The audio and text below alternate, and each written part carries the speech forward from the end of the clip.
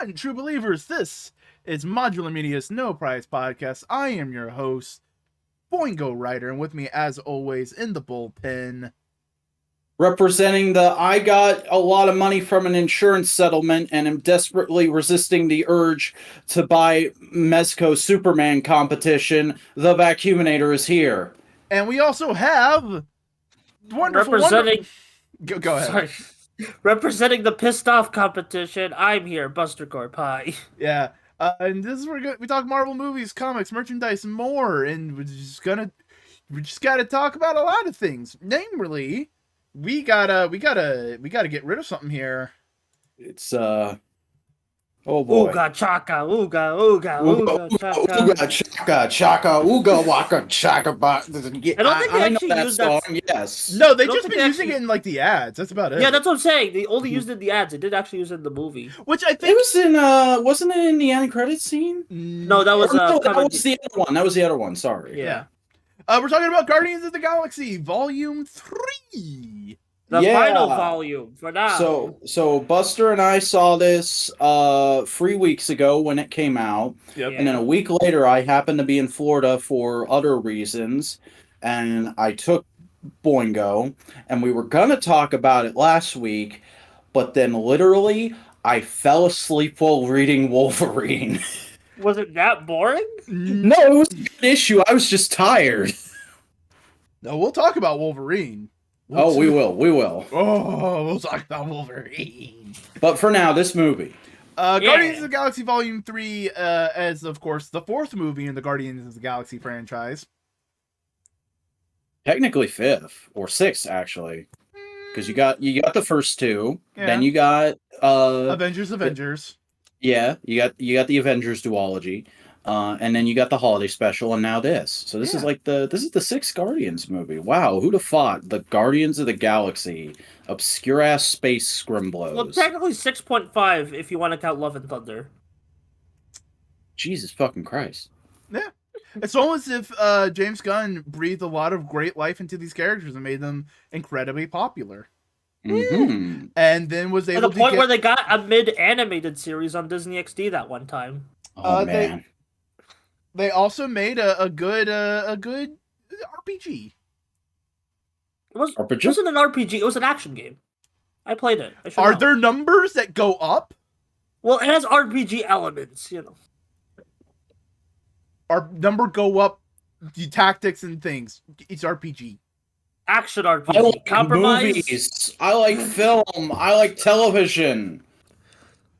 Oh, wow. That was a really great impression of a consumer. Yeah, which this movie mocks, I think.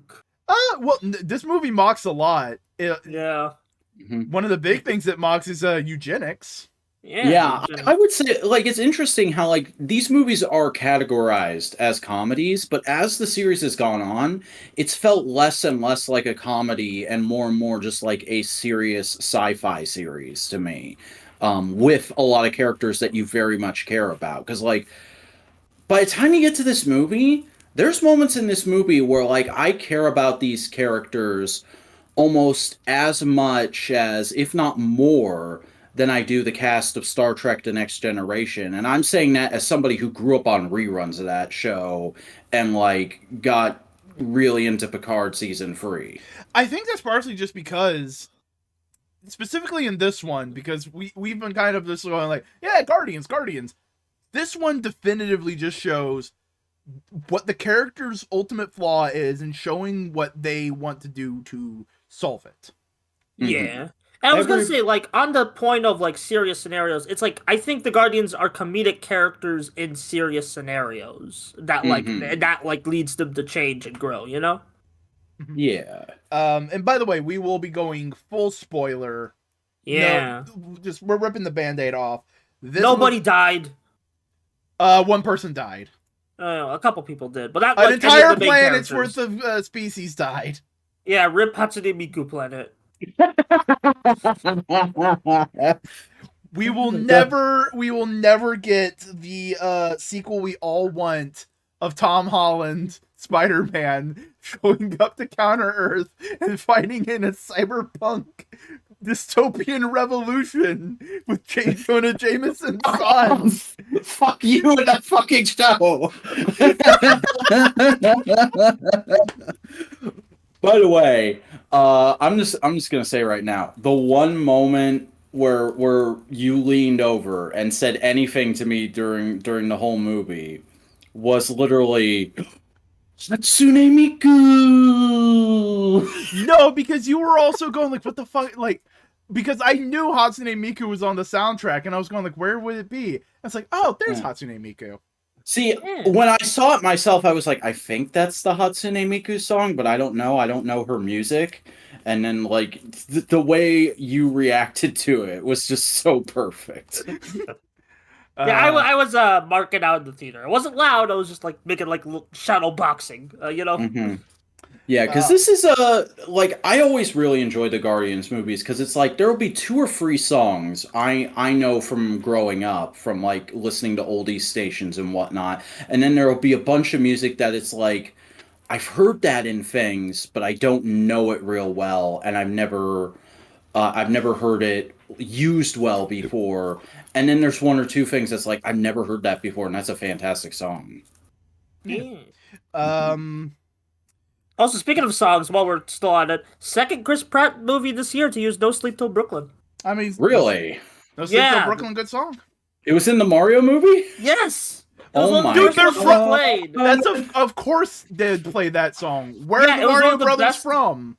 Brooklyn. Yeah, it was one of the best licensed songs in that movie, and it's one of the best scenes in this movie. So hey, it's freaking Beastie Boys fans winning, I guess. Yeah, apparently James Gunn has been trying to get a one-er hallway fight into these movies since the first one. Whoa! Oh, that makes that scene all the more like awesome. Badass. Yeah. Mm-hmm. This, like we said earlier, this is very much a culmination of all these characters. This is also a culmination of what I think James Gunn feels like he can do with a Marvel property.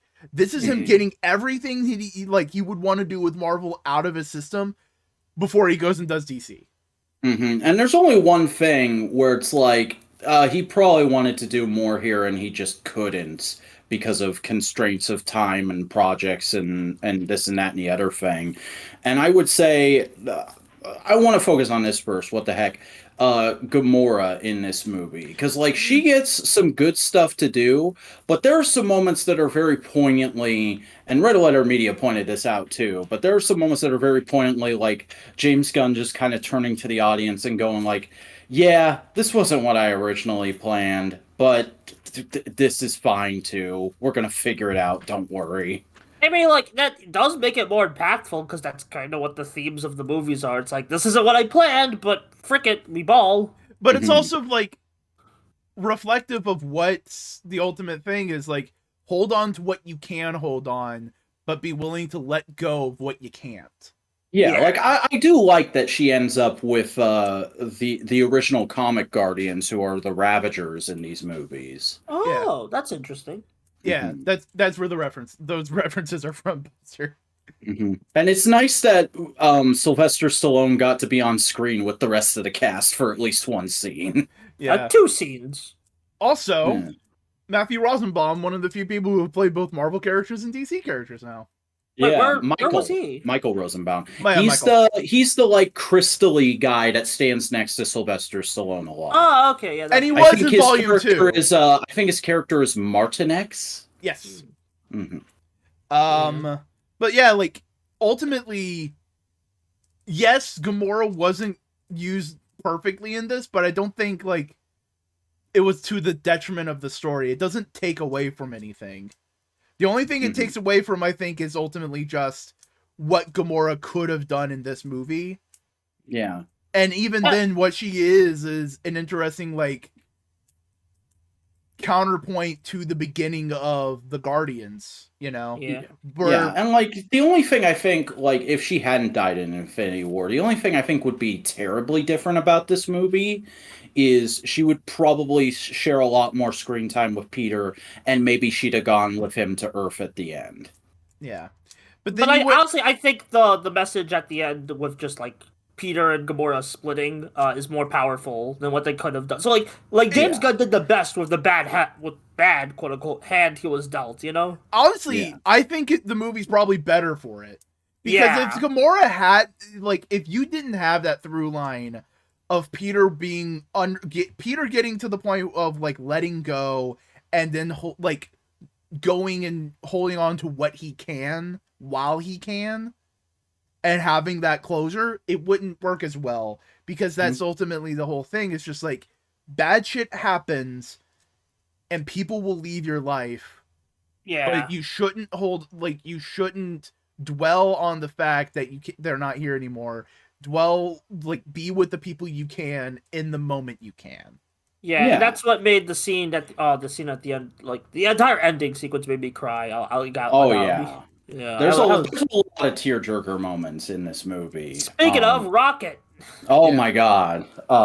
One last thing on Peter though, because I'm sure we'll swing back around to him. But I also think from a corporate standpoint, from a corporate Marvel machination standpoint, putting him on Earth and getting him away from the rest of the Guardians and having his relationship shit all be tied up and done with, it frees him up to date Kate Pride.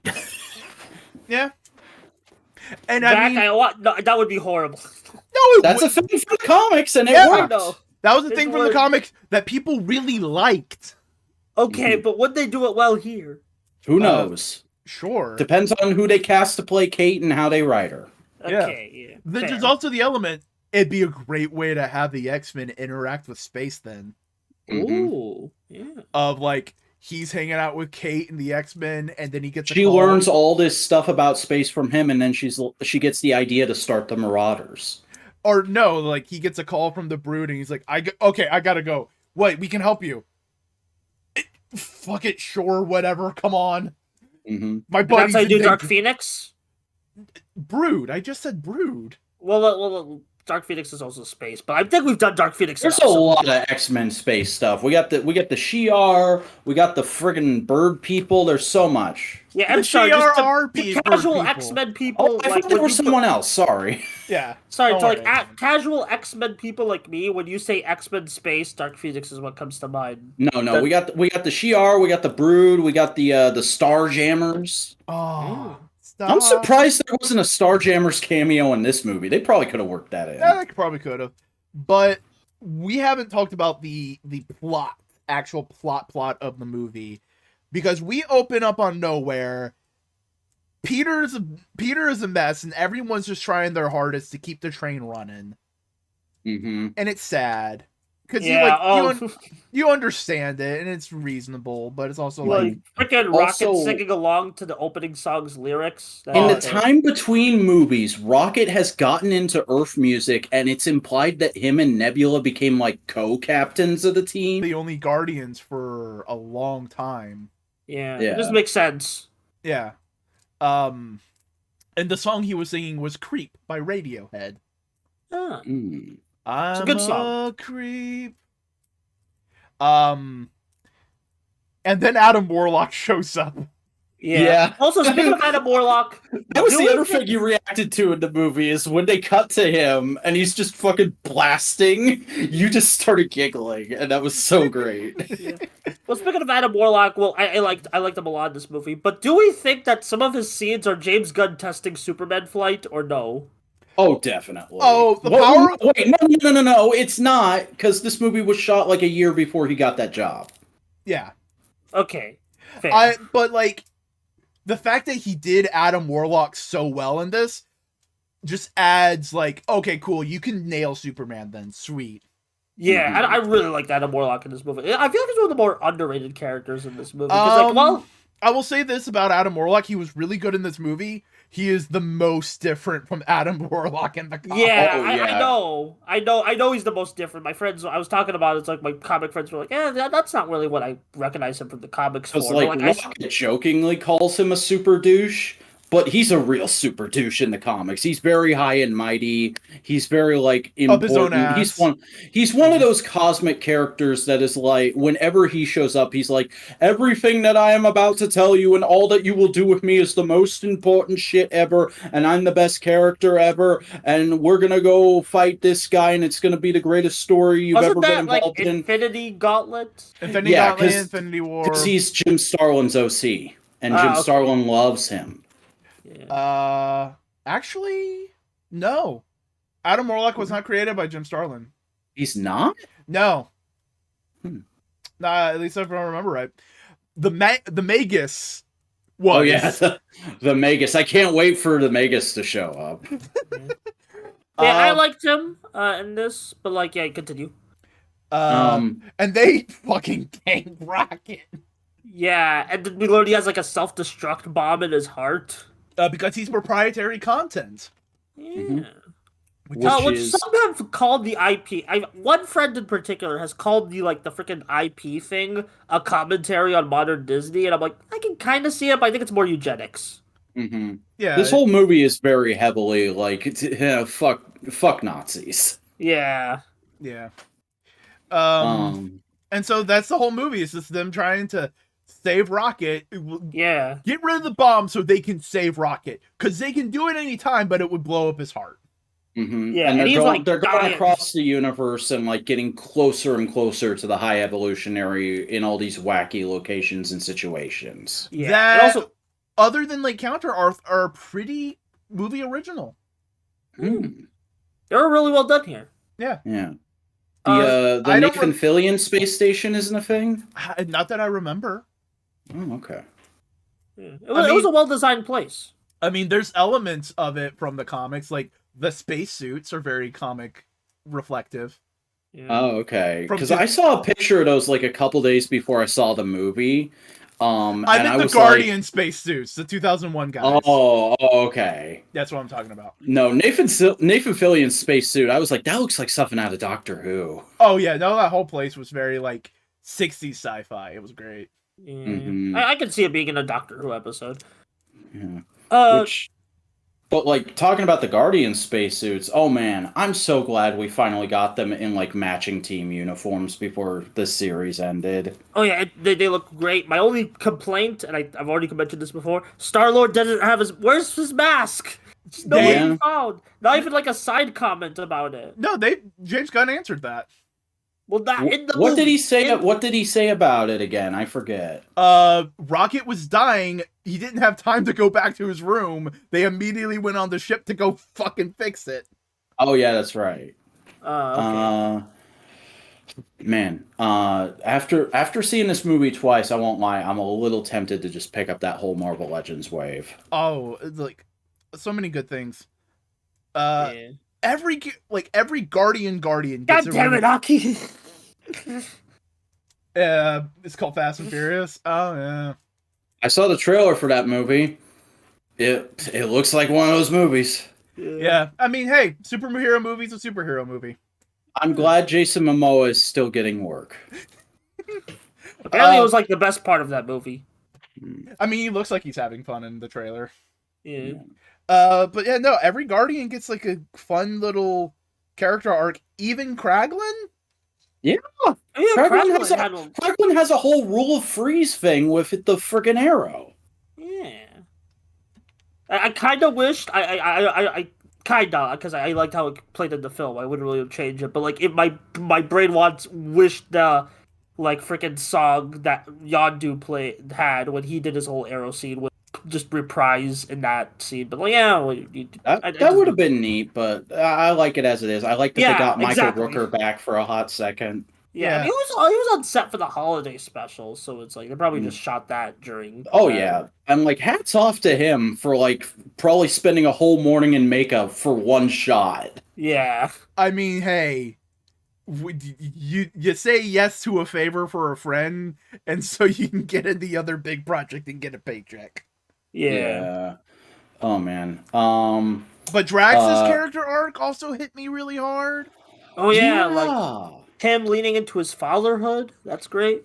And just like understanding like the reason why he is he is kind of a bumblefuck as a fighter is because he's not really supposed to be one.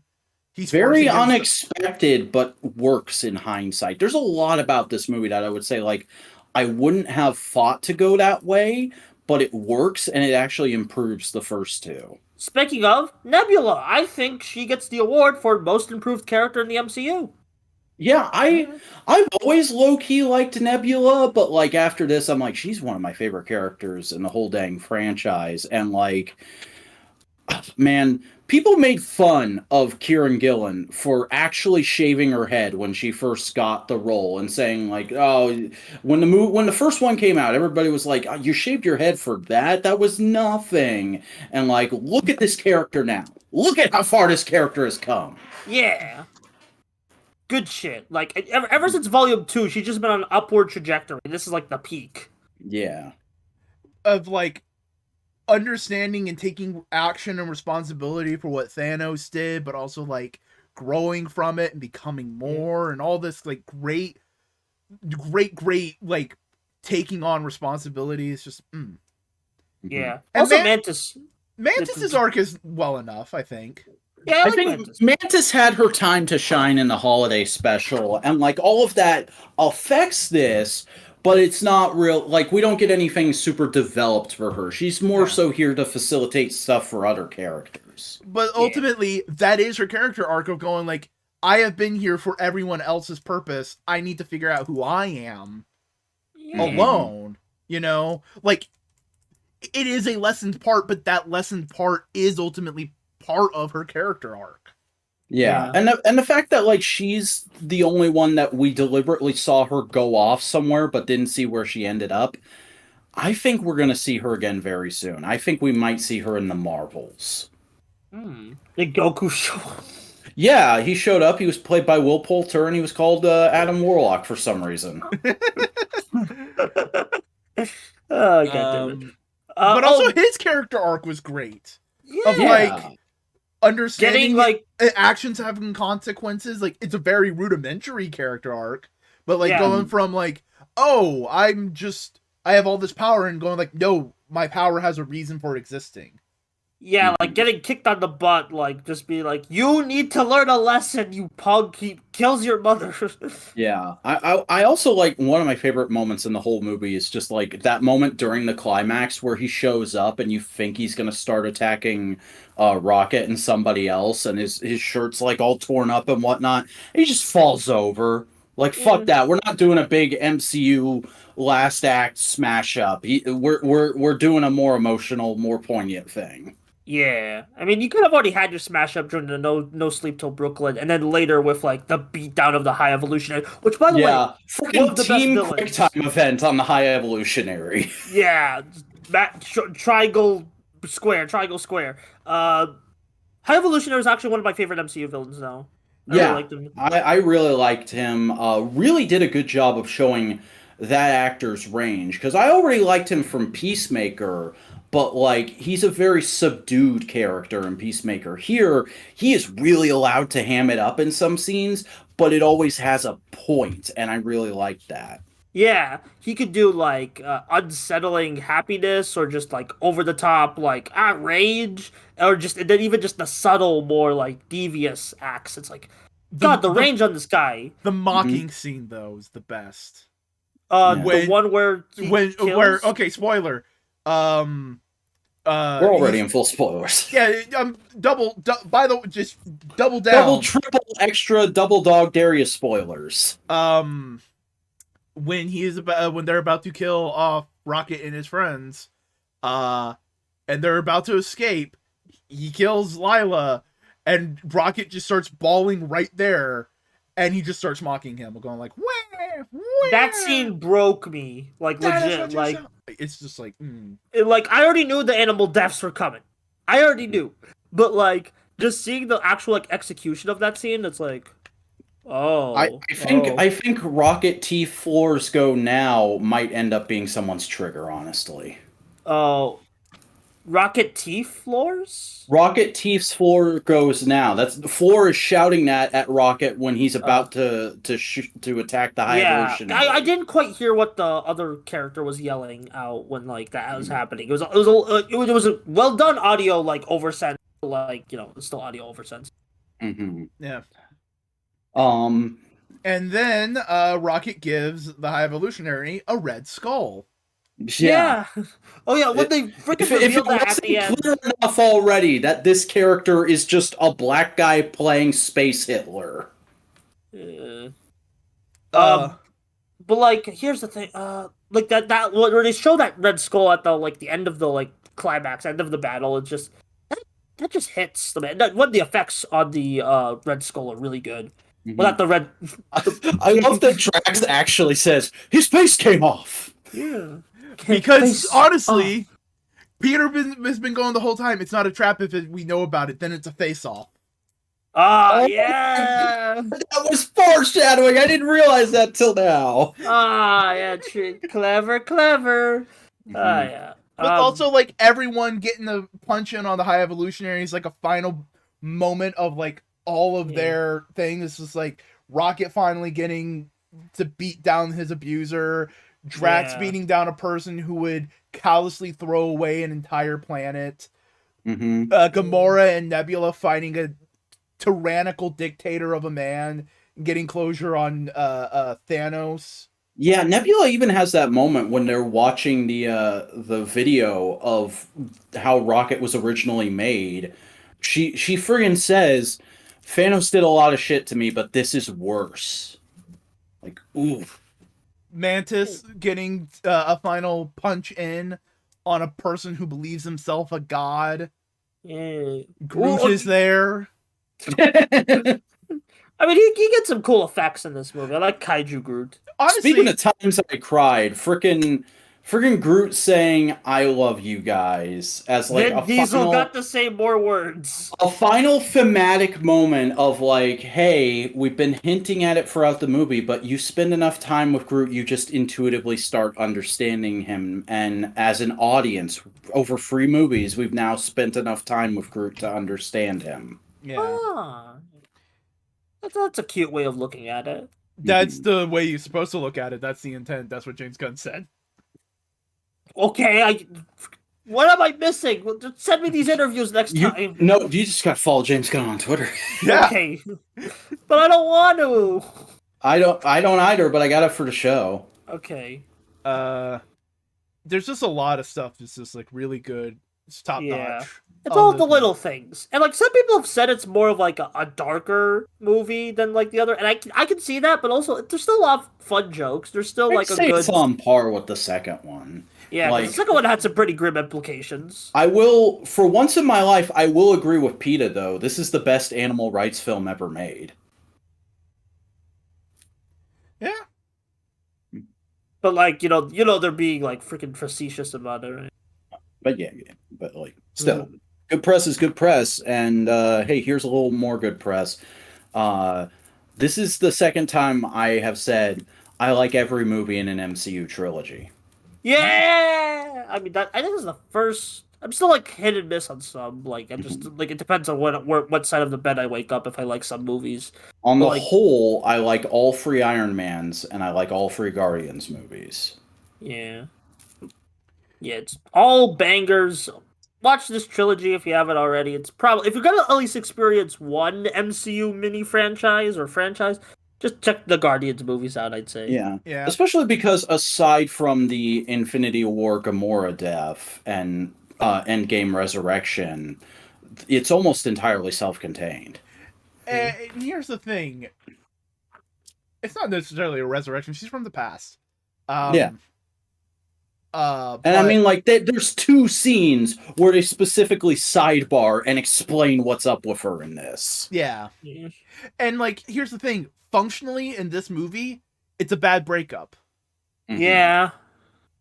That's what it is. It's a bad breakup, and Peter's still hung up on it. Yeah, it's the same as, like... Oh, God.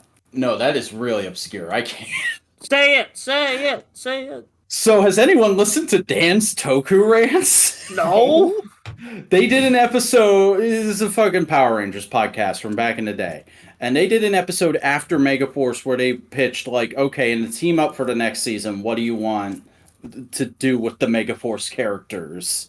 And one of the things one of them said that I thought was really brilliant is because that show ends with Jake and Gia getting together, just in the team up, just say they broke up in between seasons and it was a bad breakup and nobody wants to talk about it and it's really awkward, because that would be a really interesting thing to do for Power Rangers. And it's effectively the same story idea here is where my brain went, because my brain loves making stupid ass connections like that. But that's a fun connection. Yeah. It's fun. But yeah, no, movie's really good, and the ending scene is just a final triumphant dance. Mm-hmm. Yeah, like it's like Shrek 2. They ended on a good dance party. Yeah. Like, people complain about dance party endings, but you gotta do them well, and this did it super well. Yeah, Because like, it's not necessary, because it's treated more as just like a final. you have to earn We are them, allowed is to the be thing. we're allowed to be happy now. Yeah. Yeah, and this movie did a lot of work. This movie put you through a lot of shit, made you cry multiple times, and so I think it earned a big dance party ending of just like it's literally all the characters have like their own individual shot of just screaming to the heavens, "It's over! We're fucking done! We made it!" Yeah. Yeah, it really feels the euphoria the ending leaves me is like it's just high. It's really high. And even then the post credit scenes, like, while they do obviously up future possibilities, they don't feel like too hampered. They still feel like endings, if that makes sense. Yeah, and aside from Mantis's actor, I feel like those are really explicitly just going, here is everyone who agreed to come back. Yeah. That has another contract. Yeah, like we'll see I forgot his name. Chris fucking Pratt. Yeah, we'll see Chris Pratt again. We'll see all the other. We'll see the post credits Guardians again, and it'll be a fun time. Yeah. Yeah. I don't think they just do kind of cameos. They don't like do another full movie. Yeah, just Here's if the thing. somebody goes to space, have a Guardian or two show up. Or like if you're doing Avengers and you're doing some big cosmic thing, they're main playing characters. I mean, we do have Secret Wars coming up, so Yeah. Though I don't know if that's going to be Secret Wars Hickman or Secret Wars Shooter. probably Shooter. What's Cosmo gonna do on Battle World?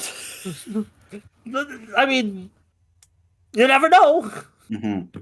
Though I should say also, like, Cosmo was a very good girl. I liked her a lot in this. Yeah, she was funny. Yeah.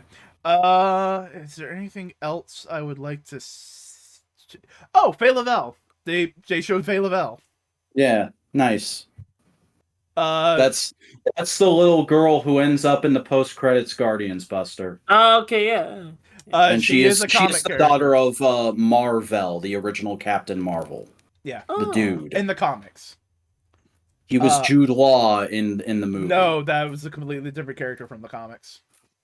I thought he was Marvel. No, Marvel was the fucking female Kree. Oh yeah, God, they changed so much shit around in that movie. Anyway, his name starts with like a G. Yeah. But I was gonna say one last thing. I like the last shot that like people have been posting on the freaking what's it called, Twitter. That like James Gunn has as his banner, I think. Oh yeah, of the cast photo. Yeah, the cast photo. Credits. I called to me that just looks like the Breakfast Club shot. It's a Breakfast Club shot. It's like a yearbook photo. Yeah, but like it's a cute one. Mm-hmm. I will disagree completely though with the people saying like, "Oh, this movie saved the MCU." It's like you have not been paying attention, have you? You're just weak. There's also like folks saying like, "Oh, this means I'm done with the MCU now," and to that I say you're a little bitch. Bitch, please. The minute a trailer pops up for a movie you're interested in, you're gonna go like, oh, "I guess I'm back in the MCU now." Yeah. Just when I thought I was out, pulled me right back in. Be strong. Be like me. Don't watch Dynamite this week just because the Elite got back together. I just watched the movies I'm interested in. Yeah. Well, am I talking about you, Buster? Yes. No. No, you're fine. You're fine. Okay. Did You're a you good boy. did you tweet out, "Oh, the Guardians movie saved the MCU"? No, I just keep hearing that, and I'm like, okay, that's good. Like, it kind of feels like funny, like just the two polar reactions of like an ending of a trilogy saving a franchise, but then also like freaking like, oh, and like I'm done with the franchise. That's a funny thing to think about, you know? I can't wait for friggin' Red Letter Media to post a half in the bag on the Marvels. You know I it's mean, coming. some people are gonna do. Some people just like they're moviegoers. They're gonna go see them. You know, just like even Even if they're though not interested. in the half in the bag for this movie, they went out of their way to be like, "Oh, we got a trailer for that, and that has a screaming teenage girl in it. We don't want to watch that. We're grumpy old white men." Yeah, that just makes me not want to ever watch their content. I know, right? Like, I like those guys, and I respect them as YouTube elders, but also, like, you got Yeah, some they got shit some takes, boomer ass boys. opinions. And like out of all the characters that are really gonna diss in the MCU, you're really gonna diss like the character people are like big on Miss Marvel. Like Mhm. even people who didn't like the show as a whole like that act. Yeah. You ready for some fucking news? Oh No. boy, it's news time, everybody. I let me get. Hang on. Okay, Alcoholism, baby. I have the news for the news show. Okay. Hey, guess what? What? Update on the Jonathan Majors front. Oh, damn it! Uh, Jonathan Majors' lawyers allege the MCU star was a victim of racial bias. Yeah, this is another like it was worthy of like delving into last week, but like other shit has happened since. Not with this case, but with like other things. And it's basically just his lawyer going off and saying the same shit she said last time of like this is the system trying to target a successful black man and using all the stuff they usually do. And don't worry, we have tapes that prove he's innocent and this, that, and the other thing. And it's like, then just go and do that in court. Please just go and do that so we don't have to stop, so we can stop stressing about this. Yeah, but it's also they like, have to play the PR machine. You could probably just stop reporting on it at this point. Yeah, but it's a big thing with how the MCU's working, and we gotta. That's part of the podcast. I mean, there was also a rumor this week about like Loki season 2 is reportedly looking into casting his replacement right now, and I'm like, I mean, they have doubt it. a person on. I wouldn't say retainer, but they have ideas on what they can do. I've seen that. I see. Let's see. What's the next one? Is it gonna pop up? Christopher Nolan and Jonathan Nolan in the picket line for the writer's strike outside of Paramount. Oh, Yeah, we got 2 sets of Batman writers on the picket line last week. I don't know if they were still doing it this week, but they joined the picket line last week, and Buster left the podcast just now. But we check out Buster's content at Buster Corp on YouTube. But we got these 2 boys, and then we got the next thing. Yeah, but like, it's just like, oh, it's cool because they're big multi-million-dollar writers. They could just sit at home and support that way. But no, they're actually putting the legwork in. That's good. Matt Reeves and Mattson Tomel joined the picket line. Yeah, the writers of The Batman. Which one do you think is Matt Reeves? Do you know what Matt Reeves looks like? Just from my memory of the movie The Batman, I'm saying Matt Reeves is on the left. Wrong. Oh. He's the little boy in the little hat. Well, I was just going like, that guy looks like a guy who'd be into a muscle car for a Batmobile. No, Matt Reeves is Matt Reeves gives me like big oh god, what's his name? Vince Gilligan vibes. Yeah, and it seems like the writers are like doing the best they can while striking. Adam Conover has been doing a lot of videos and stuff, just showcasing what it's like striking. Nice. And doing all that kind of stuff, which is cool. Yeah, I should definitely check this out. The Sandman creator and showrunner Neil Gaiman joins the WGA picket lines outside of NBC Universal. Neil Gaiman is striking physically. Yeah. Yeah. I like it. Workers' rights. You want them. Yeah. And Neil Gaiman is also cool. Batman's upcoming HBO spinoff, The Penguin, stops filming amid the writer's strike. Good. It's probably delayed indefinitely. Yeah. Sorry if you were looking forward to it. We're just getting through a lot of writer strike, aren't we? We got a behind the scenes teaser for Secret Invasion. Yeah, it's a lot of like kind of fluff just about like, hey, Nick Fury's an interesting character, and we're finally doing something with him, and Sam Jackson is happy to come back because he likes the character. Isn't this great? Look at this thing we're making. Please be excited. I mean, I'm excited for a Secret Invasion. Yeah, I think it looks decent. It's going to be some interesting things. You know what I would absolutely love, even though they haven't shown any of it from the trailers? If there's some bits of the episodes that look like the old 60s Nick Fury comics with like the whole abstract and stuff. Oh, dude. You know what would be like the best last episode twist? That's just like pure fandom member berries. You put him in the jumpsuit. Oh, do you think Samuel L. Jackson would agree to that? I don't think so, but like, God, I want to see Sam Jackson in the jumpsuit. God damn, that'd be fun. You know what I would? You know what I would agree to? I would agree, like I can see him agreeing to, and I would be happy as a fan. Slim trousers, turtleneck sweater that's blue with the right colors and tones with the patches on it. Ooh. And the like the side and the rib holster for the gun. Yeah, the what's it called? It's like a jacket holster or something like that. Marvel Studios and Disney Plus new season of Loki starts streaming October 6th. All episodes of Echo drop November 29th. We finally have an official release date for these shows, but also they're doing the Netflix drop with Echo. I have a feeling that's probably because Echo was one of the shows that they didn't really have a whole lot of confidence in. Mm-hmm. And they're going like, all right, another She-Hulk. They probably just want it to be like, all right, people who just want to see the Daredevil episode or the Kingpin episodes, here you go. But also, it's like we're reining back the amount of stuff we're doing. We just have to get this out. We don't want to put a whole lot of money into marketing it. So let's just do it. Drop it all at once. Get it out there. They're probably proud of what they've done, but like, you know. Mm-hmm. Also, the 29th, I just checked. That is a Wednesday. That's the penultimate day of November. So, I might have to take a day off work to watch Echo for this fucking podcast. We'll see what we'll have to do. We'll see. We got plenty of time. But yeah, no, Loki and Echo. And Buster is also correct. This is also press to balance, removing some shit from Disney Plus, which is bullshit.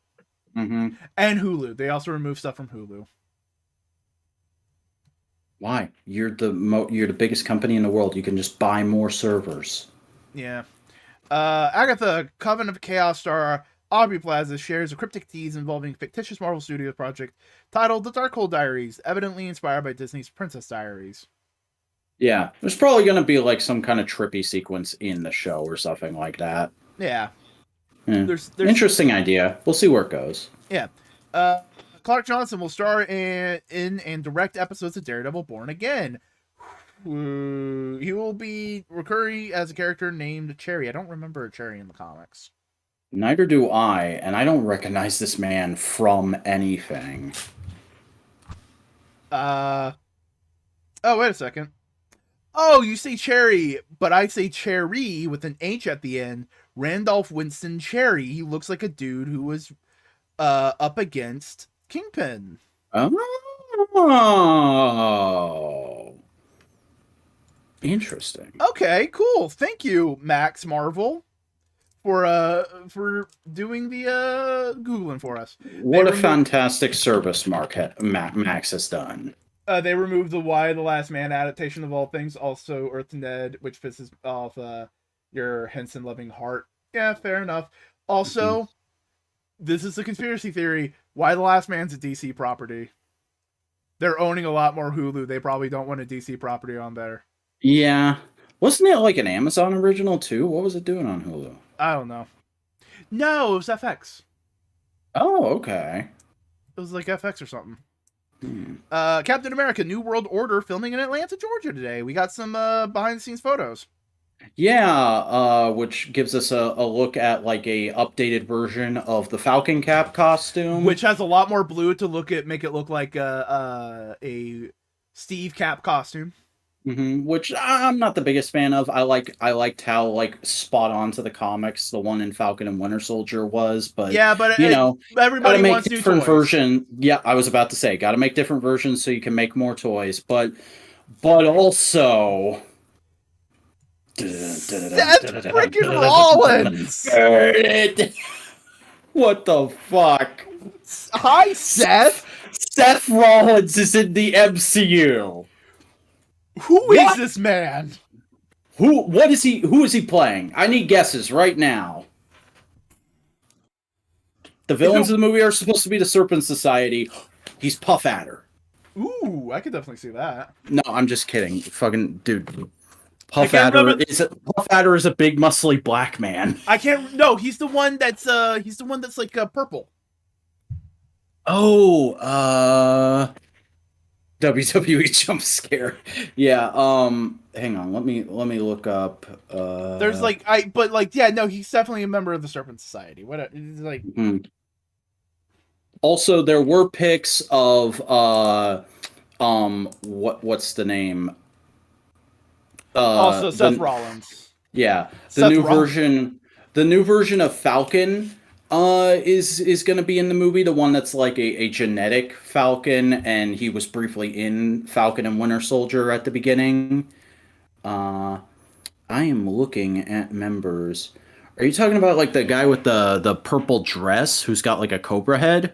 Maybe, I don't know, but you could just look at he's one of the members. It doesn't matter who. Yeah, I could see Seth playing King Cobra is apparently who the character is. I mean, like he has gold trim. Like, he could be a king. What if this is all just like a real big like swerve, and he's playing Seth Rollins, and it's just Captain America saving Seth Rollins. And Captain America saving Seth Rollins in a scene. He's coming out of a sauna or something. That's why he's wearing that ridiculous robe. Venom 3 adds Doctor Strange star Chetwy Ejiofor. Yeah, very interesting. We don't know who he's playing yet, but one of the possibly most underused MCU characters recently. That actor is getting poured over to the Sonyverse. Here's my crazy theory, because I think it would be hilarious if he gets more to do as a villain in the Sony movies than the MCU. I think he's playing Null. That would be good. He could play a good Null. What if he's playing the same character? What if he's playing Mordo? Oh, that would be fun. That would be fun. I don't know. Another side version of Mordo that's a good boy, and is that universe's Sorcerer Supreme. Buddy. Just to further delay getting to actual evil Mordo. What the hell, MCU? Deadpool 3 bringing back 2 stars. It's Negasonic Teenage Warhead and Yukio. Yeah, their actresses are coming back. They're probably going to have... there's so much shit they're probably going to have to do in that movie at this point that I think, any returning characters are probably going to have, minor cameos. Venom 3 plus a writer strike. That's going to be fun. Oh, yeah. Oh, my God. Let's go. Oh. I will watch that trash fire in a theater. New Marvel rumor claims Avengers Kang Dynasty has lost its writer. Rumor's a rumor, but it would make sense because he also wrote Quantumania, and people didn't react too well to Quantumania. So I can, and when I say people, I mean normies. But it would make sense that Marvel would make that move of if people didn't like what he did with Kang in this thing, we need to get somebody else to do Kang in the big Kang thing. Yeah.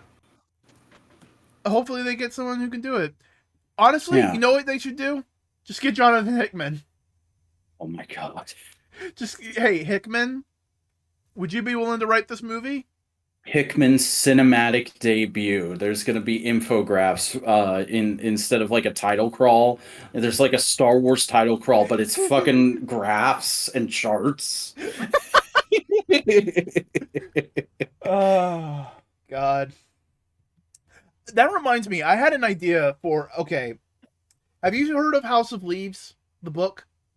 I've heard of it. I have not read it. I don't really know what it's about. Okay, but you know understand the context that it's a weird book that's like pages are weird and you have to figure out how to read it kind of thing. I had an idea for a book like that. I know that. I know that. I had an idea for a book like that, and I need to remind me to tell you about it. Okay.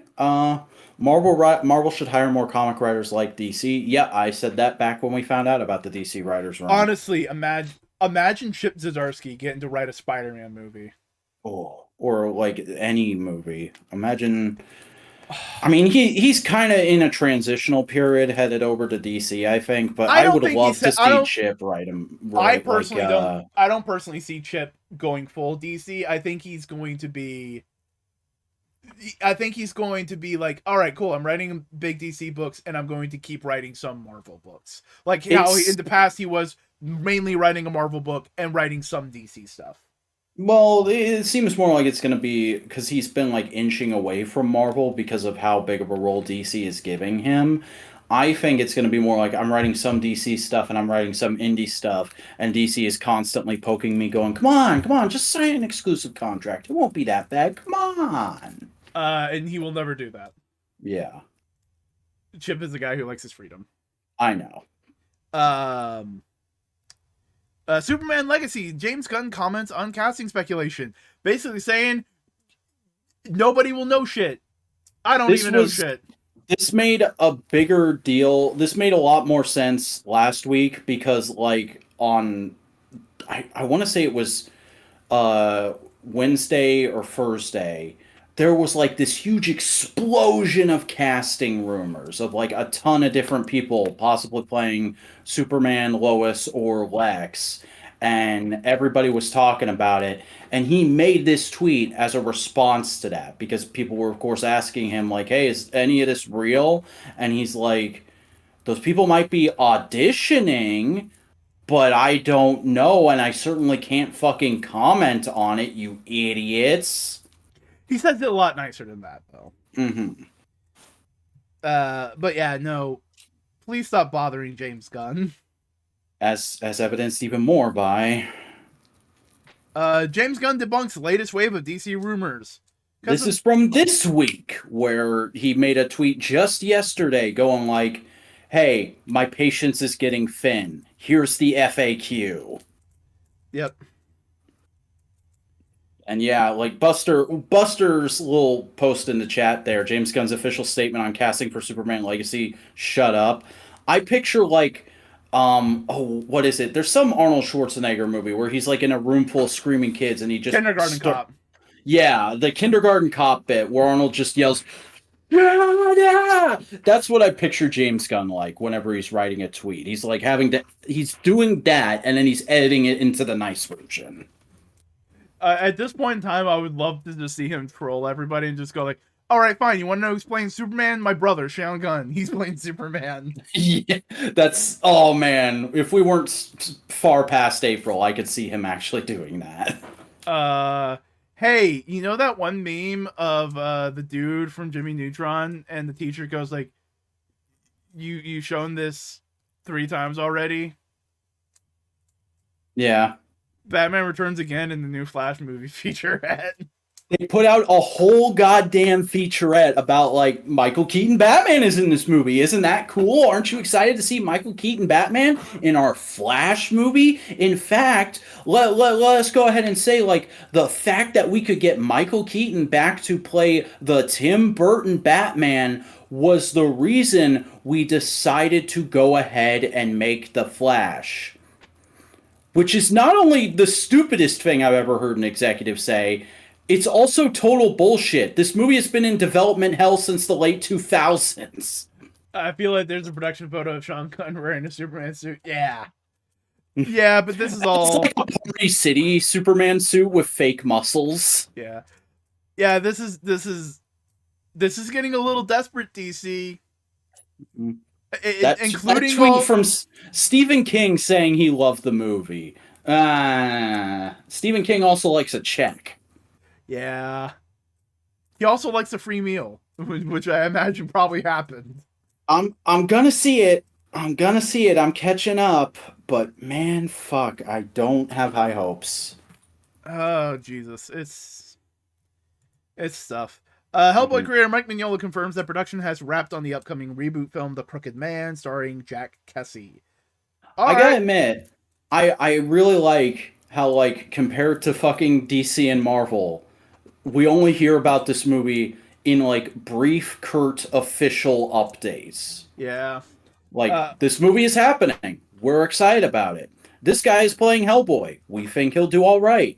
We just finished shooting. What? I thought you started shooting like a week. We finished shooting. It'll be out soon. Okay. Yep. But this is a general production, so they may still have to do some pickups and reshoots. Yeah. I am cautiously optimistic, though there is a slight problem with the fact that I am very much a big fan of the Del Toro Hellboy movies, which aren't inherently... What's the best way to put it? They aren't what Mike Mignola wanted out of a Hellboy movie, because they're very much Del Toro movies, and it's just like, you know. Yeah. That being said, though, like, again, fucking compare that to James Gunn having to get on Twitter once a week and say, "Shut up about Superman Legacy. I'll tell you when I can tell you." Yeah. I'm not saying that I am wary because of how they're giving out news. That's not that. It's just more of like, I really like this kind of thing, and it's not going to be that, and it's just kind of Also, Buster, if you can get back into Column, now might be a good time to do so for a little bit, because we're about to hit the thing. Comics news, yeah. Yeah. Oh boy. We're about to hit this. We're about to hit the shit that shit's about to go fuck. That fucking stirred something fierce on the internet for the past couple days. Oh boy. We got a couple things before that, but oh boy. There's a lot to pull up. Oh boy. Yeah, so much to pull up. Like, there's so much you can do to help Modular Media out in the YouTube algorithm. So, if you're watching live right now, don't forget to type in the chat, hit like, subscribe to Modular Media and ring the bell so you get all our live streams delivered right to your inbox, as well as all the other stuff we do. If you're watching the replay, give us a comment. That helps us out in the algorithm a whole lot too. You can also follow us on Twitter for regular updates on things we're doing. That's at the Modular Media. We're on Tumblr at Modular Media, and we have a subreddit r/Modular Media. So just engage with the algorithm and help us out to spread our content across the internet as much as we possibly can. Welcome back, Buster. Testing. Mic working? Yes. It's a bit shit.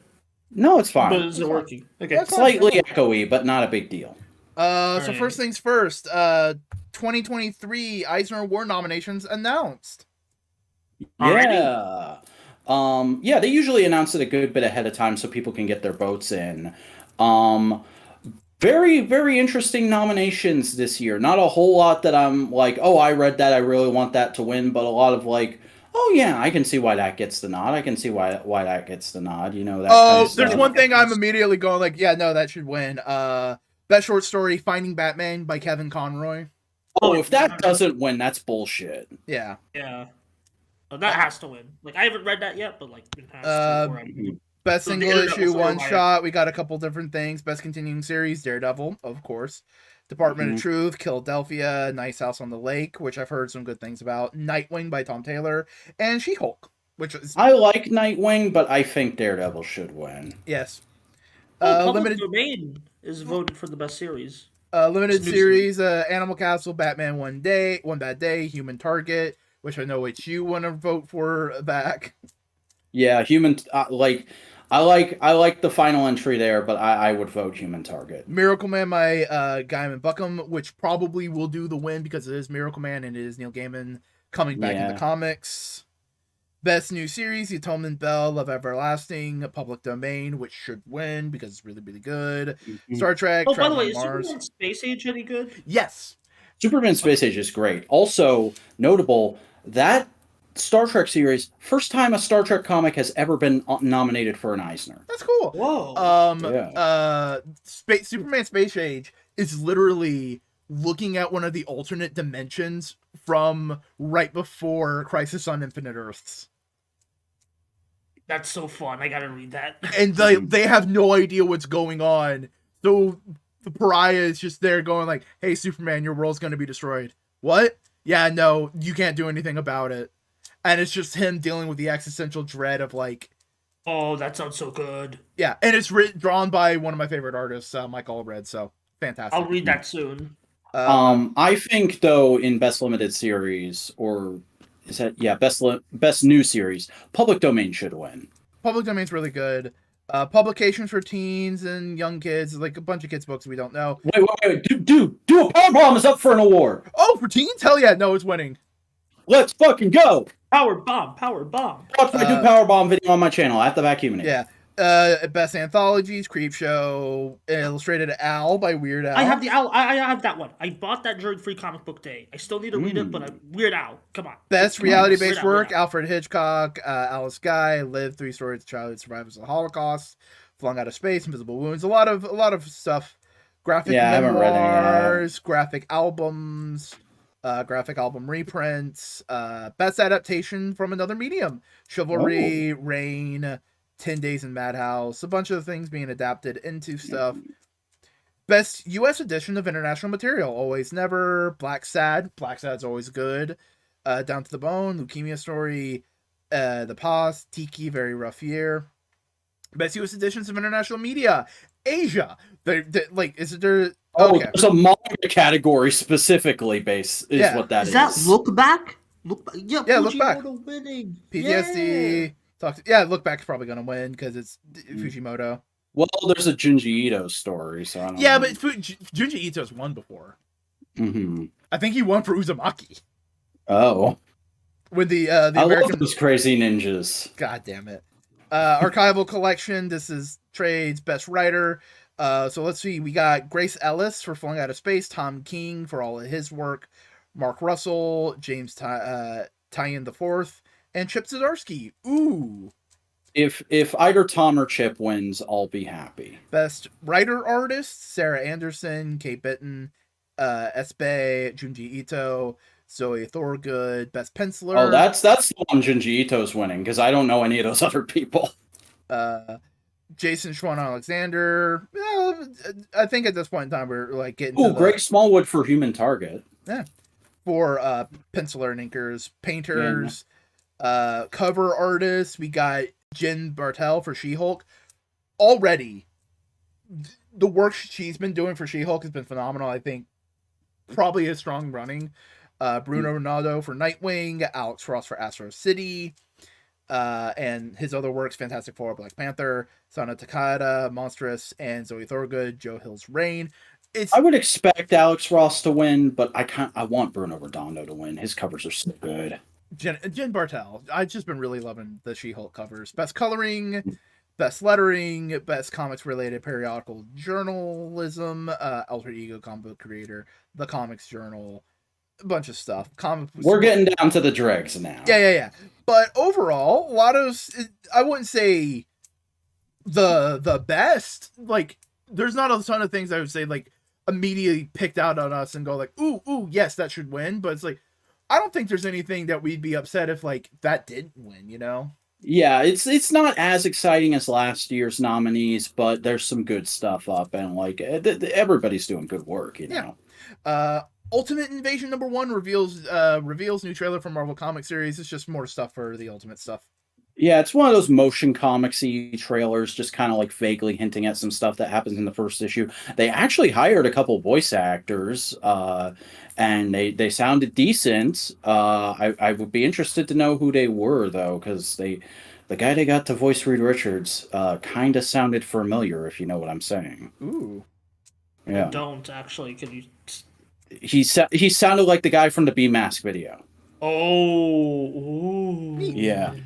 Amazing Spider-Man, Marvel issue spoiler warning after Amazing Spider-Man number 26 Shocker leaks online. Yeah, so we'll get into that more, but like, we'll talk about what it is in a second. But specifically, a thing from the next issue leaked, and it got such an uproar that they actually had to post a spoiler warning on the official account. This is going to be bad. So brace yourselves. That's that news. Next thing, Marvel Universe mourns one of its biggest stars. This was like 2 hours later that they posted this. Miss Marvel will be dying in an upcoming issue of Zeb Wells' The Amazing Spider-Man, and then they will have a Fallout one-shot co-written by him and G. Willow Wilson. Fuck this. I'm upset as somebody who has been a fan of Miss Marvel, specifically the G. Willow Wilson run. I think it's almost an insultingly obvious publicity stunt to bring G. Willow Wilson back to work on this. The actual page that leaked where she is dying in Peter Parker's arms as a bunch of characters who, like, yeah, she knows, but aren't her family or like any of her supporting cast at all, or any of the champions around. Yeah, the team she led. And then this cover is the only person on here who I would say actually deserves to be here is Carol. Like, yeah, Wolverine had a cool moment with her early on in the G. Willow Wilson run, but the rest of these people don't really fucking know her. And this cover is fucking ugly. I don't like this art style, and it just gives off the vibe of Peter crying about how shit his book has become, and everybody's staring at him judgmentally. Buster, you're actually Muslim and like a much more hardcore Miss Marvel fan than we are. How do you feel? I also read some opinions on like how it's disrespectful in general, like sense to Muslim characters, what she said. So maybe explain that too. I didn't see what she said at the end. Okay, that's fair. Don't worry about it then. Ignore what I said. Well, even so, we're kind of, maybe it's just me, but I've kind of been experiencing a couple Islamic phobic things that are happening.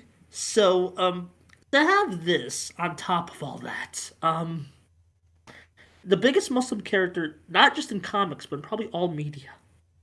So having this happen to help the white guy, it's not optimal.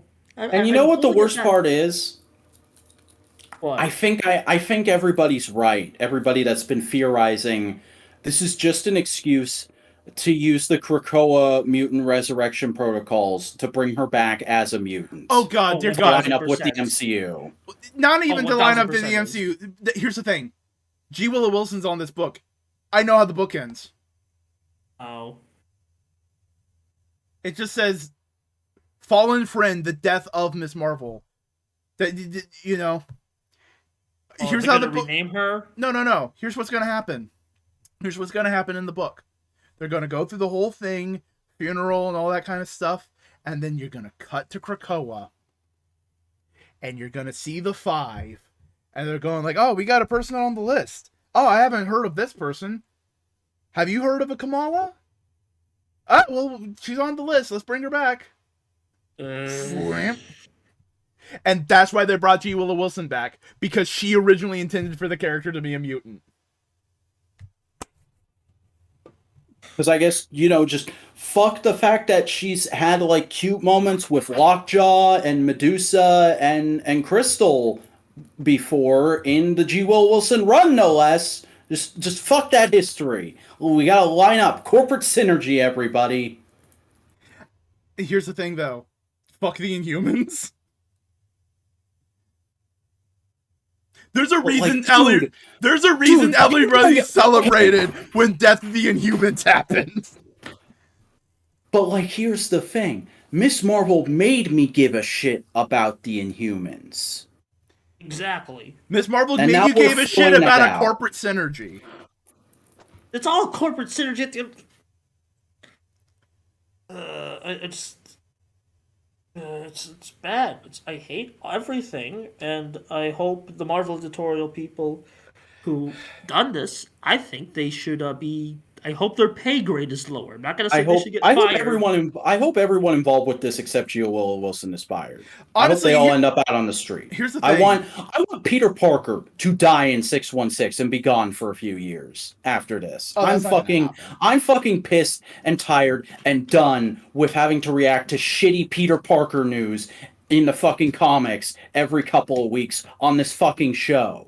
When everything else Spider-Man has been great for like the last decade, and the fucking comics just can't get it together. Just kill Peter off until you can get a writer who actually has a good idea. Here's the thing. I think Zeb Wells believed he was that writer. Oh, they all believe they are that writer. But the fact is, none of them can be, because Marvel Editorial won't get out of its fucking ass. You know what? At this point in time, you brought him back for a couple, miniseries. Just put Peter David back on the book. When was the last time Peter David wrote the book? He wrote the book, the ongoing, in the late 80s, early 90s. He wrote Spider-Man recently, though. Oh, yeah, okay. He was the guy during that period. There's some good stuff from that time. You could do that. Yeah, he was during the majority of the Black Suit era. Yeah. Okay. Are we done with this? I need to leave. Yeah, you can leave. I'm so sorry, Buster. Thank you for being our consulting Muslim for tonight. Frick this. I used to get. Honestly, I hope Zeb Wells has his pay grade lower, because this ain't good, man. Here's the thing. At this point in time, he's gonna get a raise because this is selling comics. Yeah, this is a total controversy creates cash moment. I'm not buying this. You can't make me. Oh, no. Mm-hmm. I think these two issues, 26, this, and 25, they're going to see a slight decline, and they're going to go like, oh, we've hit the apex of what we can do. But I also think speculators are going to buy this because it's the death of Miss Marvel. Oh, yeah.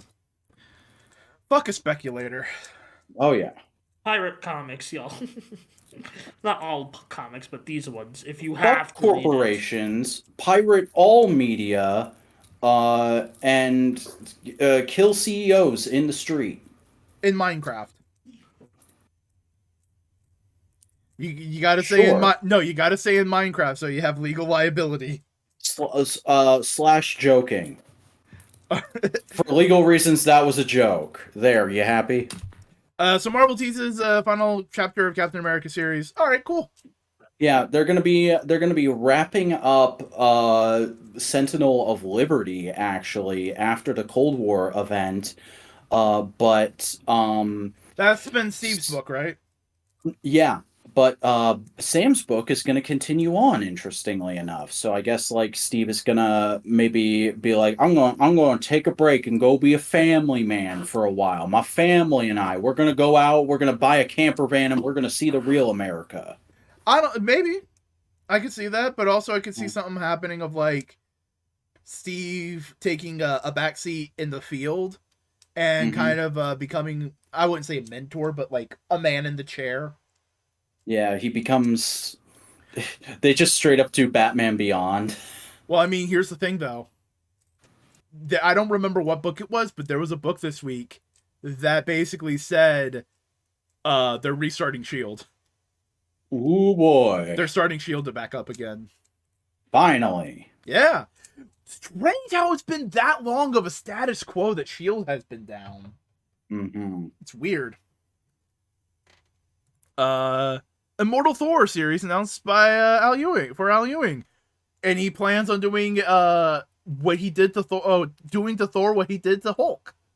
Which could be very cool. I'm actually interested in this, and we'll probably pick up the first issue, especially because, like, I kind of love things that I'm always automatically endeared to something that has the vibe of corporate went to somebody and said, "Hey, this is becoming a bit of a mess. Can you come in and fix this?" I mean, I can understand it with Thor becoming a mess because it lost the plot a little bit because Downey Cates felt like he had to step away. It's understandable.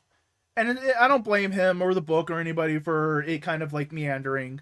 But that's what happens when you lose a creative vision. Yeah. Here's hoping it's good. Yeah. Love me an Alex Ross cover. Love me an Alex Ross cover. Love me an Al Ewing story because he's been probably one of the most consistent writers at Marvel other than Chip Zdarsky and Donny Cates. Yeah. Didn't love his Wasp book, but his Ant-Man book was good, and everybody loves Immortal Hulk except for me because I haven't read it. Read it. It's really good. Marvel announces Jean Grey solo series from X-Men writer Louise Simonson. Who is the wife of Walt Simonson. Wasn't she also like a big collaborator with Chris Claremont?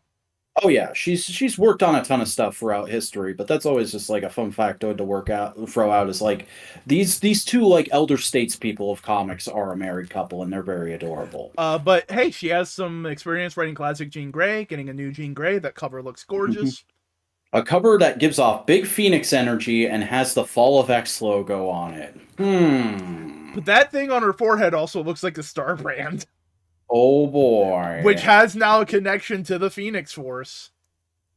It's going to be interesting. This will be one to check out, folks. Yeah. We also got a new Daredevil creative team, which is need to find the names.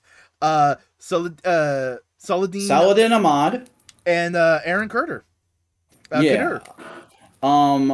I gotta admit, I'm not super jazzed about this. I don't know Aaron Carter off the top of my head, but I do know Saladin Ahmad as the guy who took over Miss Marvel after G. Willow Wilson left, and I didn't love his run a whole lot. I only read the first few issues, and it just it didn't have the right vibe to me, so I hopped off, and I haven't read anything of his since, but it's Daredevil.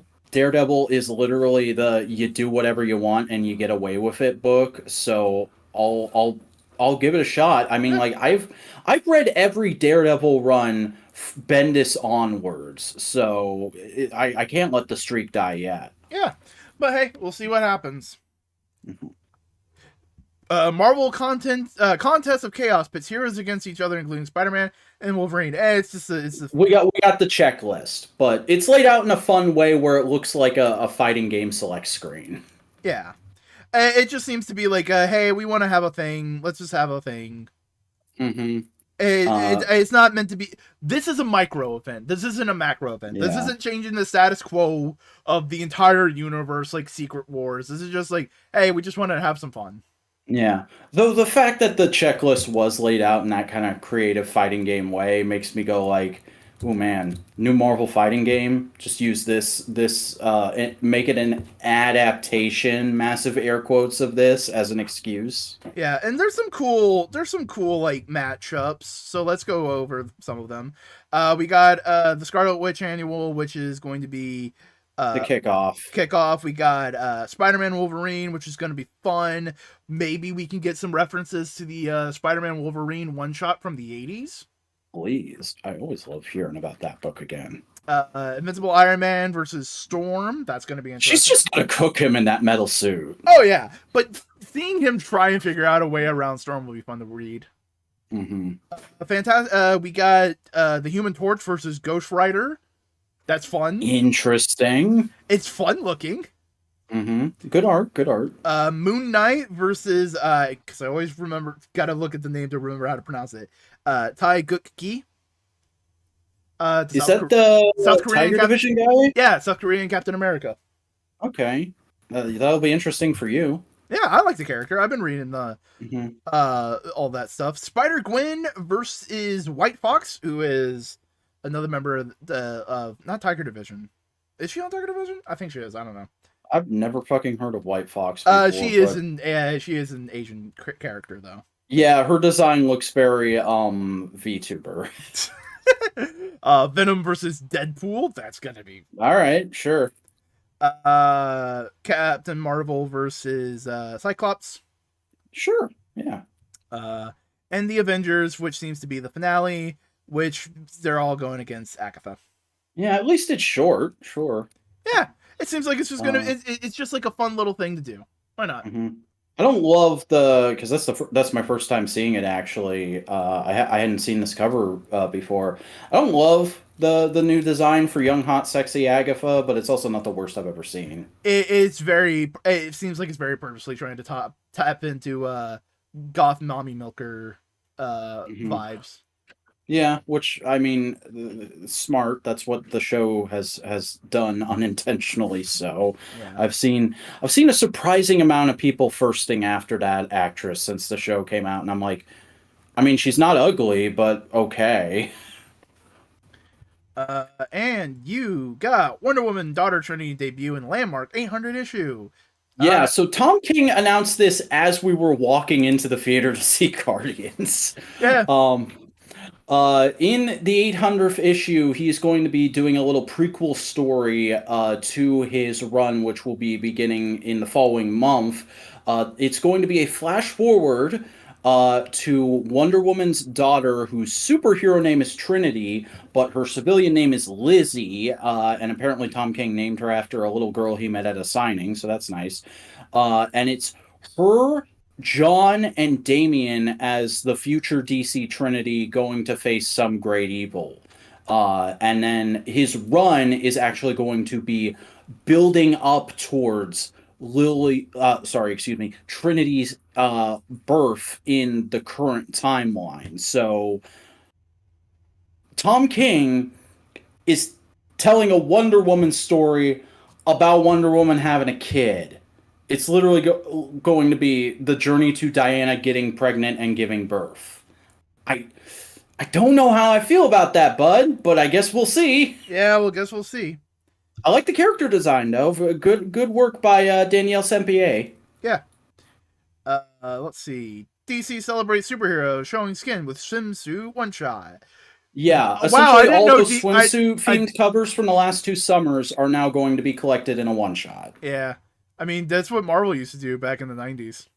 Yeah, and we've talked about these covers before. They're very nice. So, yeah, be a nice little collector's item. If you like babes in bikinis and men with rock hard abs. Oh boy. Look at that sexy man meat. Mhm. They definitely got some actual input from women on some of these men. Yeah. A fucking bulge on him. Yeah. Yeah, that's fun. That's fun. Yeah. Sometimes it's fine to be fun. Yeah. Power Rangers to be sexy. Power Rangers year-long Darkest Hour event will change the team forever. Go off, King. The next. Okay. So Screen Rant calls this an event. And on Twitter, initially, people were saying, oh my god, they're doing a year-long event in the Power Rangers books. It's the next 12 issues of the main ongoing. So it's just the next year-long story. Yeah, it's an arc. An event would require it to be its own separate book with the ongoing and other books tying into it. Don't sensationalize my fucking Power Rangers, folks. And this really seems to, like, there's not a whole lot of details on it yet, but it looks like it's going to be what if Rita won and everybody's backpedaling and like, how are they going to beat her big, long struggle, cosmic, get everybody in here kind of thing, which the comics have already done several times before. So, I mean, like, even the show's done that before. There's 2 different episodes where that happens. So it doesn't seem horribly exciting to me, but I have been enjoying Melissa Flores' run so far. So I'll still read it. I'll give it a shot, and I mean, like, hopefully it will be good. Could you not have thought of like a more creative name though? That's not going to fuck up search engine optimization. Yeah, it's like there's a Transformers Darkest Hour is used all the fucking time. There was a World War II movie recently that was a big deal called The Darkest Hours. Yeah, but hey, whatever. Boom Studios celebrates Power Rangers with Mighty Morphin Power Rangers 30th Anniversary Comic Special. Yeah, they're doing a big bad one shot. That's going to be a lot of writers and artists who have worked on the books for the last few years coming back to do little short stories. And it's going to be like a big 80-page giant. Looks like a fun time. Love the main Dan Mora cover. And the Is that the actual retro photo? yeah, that is just a photo of the team. But I'm just going like, I thought they had the background of them in the clubhouse. Command center, but yeah, I think this might have been like this might just be like the same pose but taken in a studio at some point. Yeah, it's thing. But the damn Mora cover looks good. The freaking Jason David Frank tribute cover though, ooh, I kind of want that. Hold on, let's see. This is the one by Dan Mora. The main cover is cool. Yeah. We got. Can't just scroll through them. We got Angel Grove Dream Team. Oh, that's cute. Yeah, not really my kind of thing, but it works. Look at how they woobified all your favorites. Yeah. Then we got.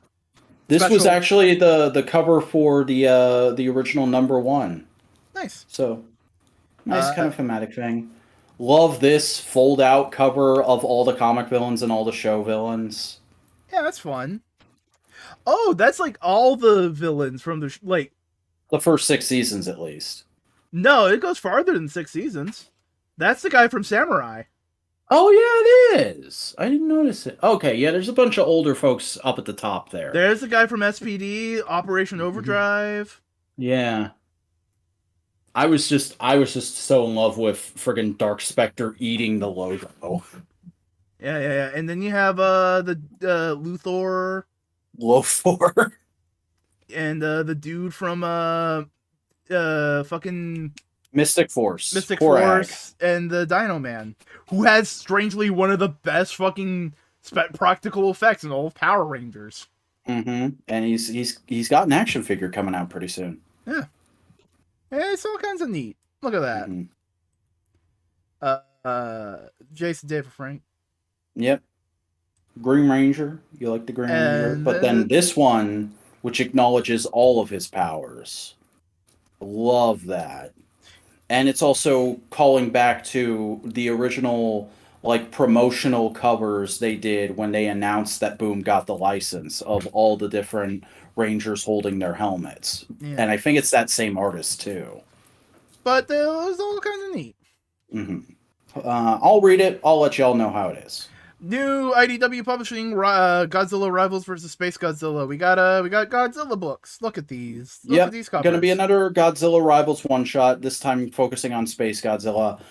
I have never fucking seen a movie with Space Godzilla in it, so I don't think I'm gonna check this out. This cover though. That has big Daniel Warren Johnson energy right there. Looks great. Fan favorite Netflix series, continuing comics, Disenchantment. It's the fucking Matt Groening, the fantasy Futurama. Yeah.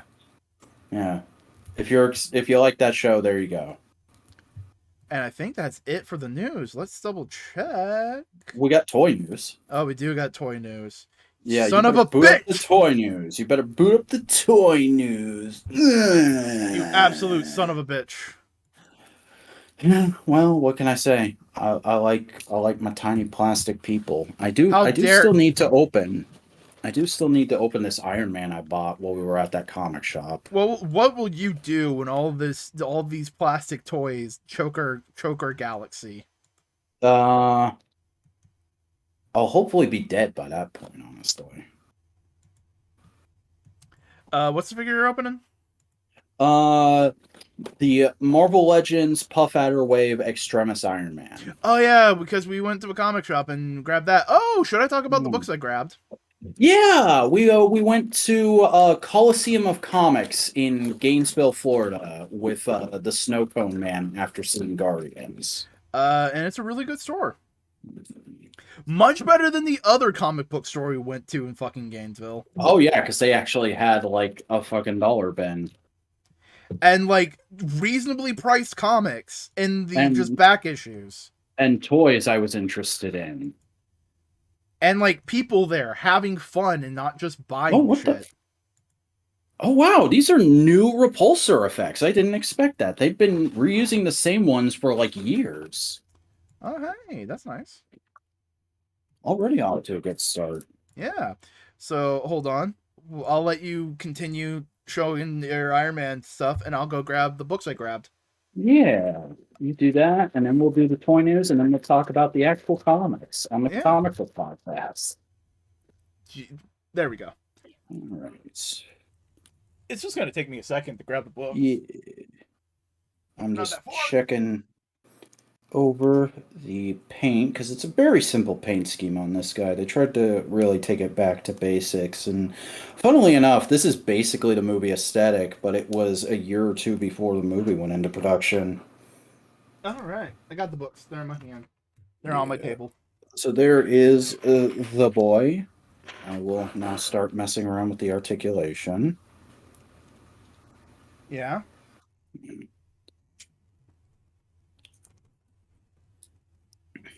So you liking that Iron Man?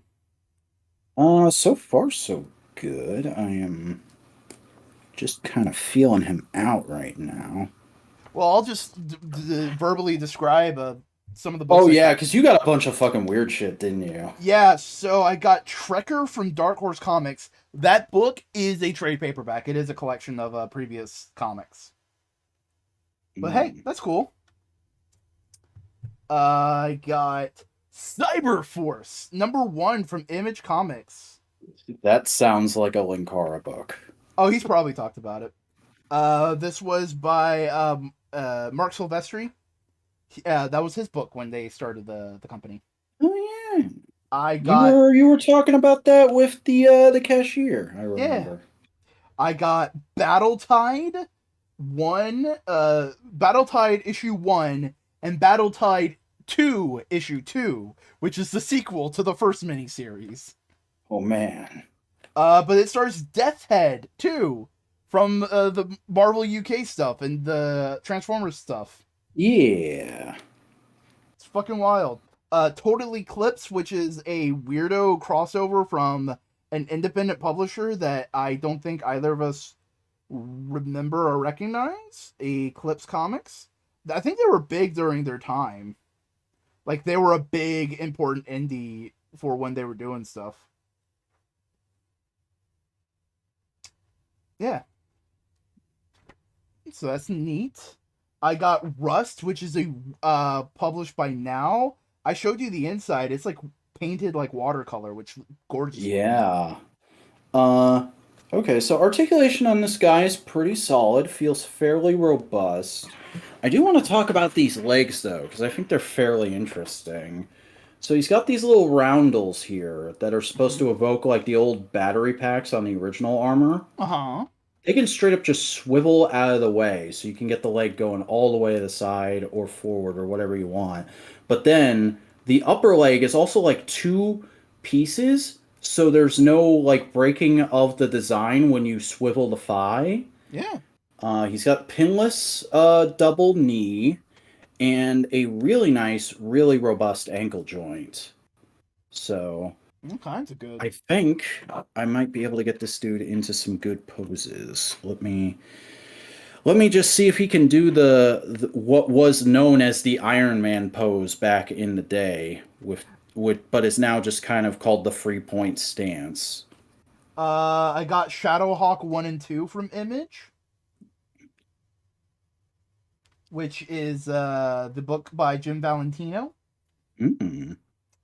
I got Deathlock #1, written by Dwayne McDuffie, with pencils by Dennis Cohen. So, yeah. I didn't know Dwayne McDuffie wrote a Deathlock book. Yeah. I think this is the first Dwayne McDuffie book I own. Oh, wow. Maybe not. I do own one of the issues from the DC Milestone crossover with Superman. So maybe he wrote that. I got The Man Without Fear Part 2, #2, because I already have Part 1, thanks to our good friend. Yeah. So I got Part 2 now to continue the series. Hopefully I can get the whole thing in floppies. That'd be a fun thing to have. I have After Time from Antarctic Press. If you don't know Antarctic Press, they're interesting. Yeah. So I can't quite hit the 3-point stance, but I think it's more so because of my own incompetence than the toys' limitations, because I've never been really good at doing 3-point stances. And I got Cinder and Ash 1, 2, 3, and 4 from DC. Oh yeah, we looked that up, and that's like a weird, like, off the beaten path kind of cop book, isn't it? Yeah, that would have been a Vertigo book if it came out like a couple years later. Let's see about swapping these hands real quick. But I got the complete run, which I don't even know if this has a trade of it. I'm looking through it. Wasn't there like a ad I thought was like interesting in these? I don't know, but it's real kind of neat.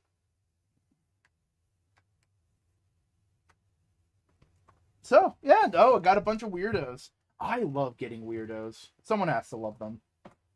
Yeah.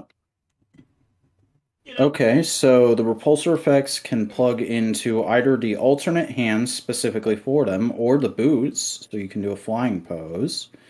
But there is him doing a little blast. Not bad. I like this this figure. This is a solid little Iron Man. Do wish it came with an unhelmeted head, because this was the last time Tony had a very distinct look that wasn't Robert Downey Jr. But overall, pretty solid update to the old Extremis figure. Yeah, are you ready to talk about some toys? I am, but I'm also starting to get a little hot, so I will be turning on my AC on low. Sorry if there's background noise, folks. You know what would make it so there wouldn't be background noise? Some cute animals. If you just accepted it like a man. Mm. But hey, we got Rocket and Cosmo Hot Toys figures. Look at these things. Yeah, so I think Hot Toys is just kind of doing a weekly rollout, one at a time, of their Guardians Free lineup, and they are continuing to look really solid. Makes sense that they're packing Rocket and Cosmo together, because the two of them make up the kind of box space and cost of a normal figure. I do wish Cosmo had some articulation, because it looks like she's just a statue. But they capture like the look of the character enough from the movie that I would still be fairly happy enough to get it if I collected Hot Toys. These look like a solid release. Yeah, looks really good. But also, it's Hot Toys. They're Richmond toys. Yeah. Speaking of, Star-Lord, which they teased in the showcase for Rocket, but look, it's Star-Lord. Look at Christopher Pratt. Did he even do that like finger guns pose in this movie? I don't know, but maybe they just like, we got a bunch of accessories from the previous ones. We can reuse them. Yeah. Also, probably getting Nebula next time. Yeah, look at this man. Look at this man. Spot on. Very nice. Yeah. Gotta love the Hot Toys, but also gotta not buy them because I like to eat. Yep. I don't even think I would buy Hot Toys if I won the lottery. You know, if I had all the millions of dollars, it's like, I don't need to waste money on those. Like I said at the start of the show, I kind of won the lottery this last week, and I'm more so looking at Mezcos than I am Hot Toys. Spider-Man Across the Video, Spider-Verse, hence... They put up a teaser image saying, we're doing Across the Spider-Verse toys. Yeah, look at them. I don't have a whole lot to say about these. Miles and Gwen look pretty similar to their Into the Spider-Verse releases. But that 2099 Miguel O'Hara, very interesting, just because it looks like they've made the choice to go with joint cuts instead of a bodysuit. And that's very weird for Hot Toys. But I'm interested to see how it turns out. I'd like to actually watch a review of that one. Yeah. Or maybe that's just the under thing and they're gonna do a bodysuit. We don't know. Maybe. Could be just like a placeholder prototype type image, but who knows? 30 DLX War Machine Mark II. Look at it. It's War Machine. Yeah, Free Zero out here going like, hey, buy this expensive import figure that doesn't scale with any other line of War Machine's randomly slightly updated design from Age of Ultron. I mean, hey, it's War Machine. Yeah. I think I've said several times on the podcast, War Machine is one of those characters where I'm like, I get that you have to give him a new design every movie because toys, but you got it right on the first try. Iron Man 2 War Machine is my favorite War Machine design of all time, comics or movies. So, like, I don't, anytime it's different, I'm like, yeah. Marvel Legends Premium X-Men 97 Magneto roleplay helmet. This was a nice surprise. We had no idea this was coming, and just randomly, freaking Dan Yoon on Twitter was just like, "Hey, here's this, pre-order it." I want it. What? I want it. Also, I think it was Screen Rant or Gizmodo that originally got the news drop, and they were like, "It's their first X-Men 97 item." Motherfucker, they've been doing a whole VHS retro series. I want it. Yeah, this looks really nice. And like even if you don't like X-Men 97 or you haven't seen it like me, that's just a good Magneto helmet.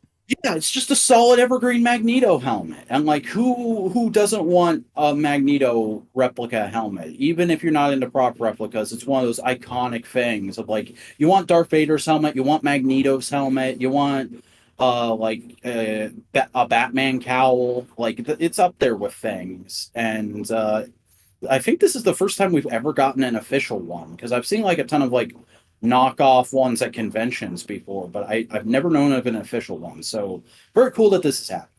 We got some more pictures of Hawkeye and the Sky Cycle. Yep. Yet another pre-order in this 60th anniversary program that we saw unveiled at that live stream. Looking very solid. Not a whole lot of surprises here. Just like, hey, he's gonna have alternate hands. Okay. I think that quiver is actually reused from the recent Yondu. But looks like a solid figure. Looks like the best classic Hawkeye they've done. So if you're into Hawkeye's classic costume, you'll definitely want to pick this up. I respect it, but I don't like this costume. I much prefer his modern, just like t-shirt and sunglasses costume. But looks like a good toy. Yeah. Drax and Moondragon, just more photos of them. This was another surprise drop. We didn't know this was coming until they announced it last week, and very, very nice, timely announcement of just continuing on like the wacky classic ass Guardians figures this year. Because this is not the original Drax design, but like this is the one that like most people know as his classic design because this is what he looked like during the Infinity Saga. Yeah. And I'm kind of here for it. Friggin' using that Caliban Build-A-Figure body very well, and then Moondragon is just on the standard female body, but like, you know, looks decent. Yeah. Marvel Legends, Spider-Man, Green Goblin, Mary Jane. Yeah, it's live. Yeah, these got announced a while ago, but the pre-order went up, so we got more images, and they're looking pretty good. But like, I already have a Green Goblin, and I already have a Mary Jane Watson I'm pretty happy with, so easy skip for me. Yeah. Batman animated series, Harley Quinn figure by Mondo. Look at that. Yeah, getting into DC stuff here. Mondo is continuing their 12-inch Hot Toy scale animated figures line with a Harley Quinn from Batman the Animated Series. All the stuff that's marked out as exclusive there on the accessory chart, that's if you had pre-ordered it through Mondo within the first couple weeks. You can actually no longer get those accessories. They've closed that pre-order now. But the rest of it is still available, and it still looks like a really solid figure. That's kind of lame. Yeah. That's the regular edition. Yeah. And that's how big she'll look in your hand. She looks good.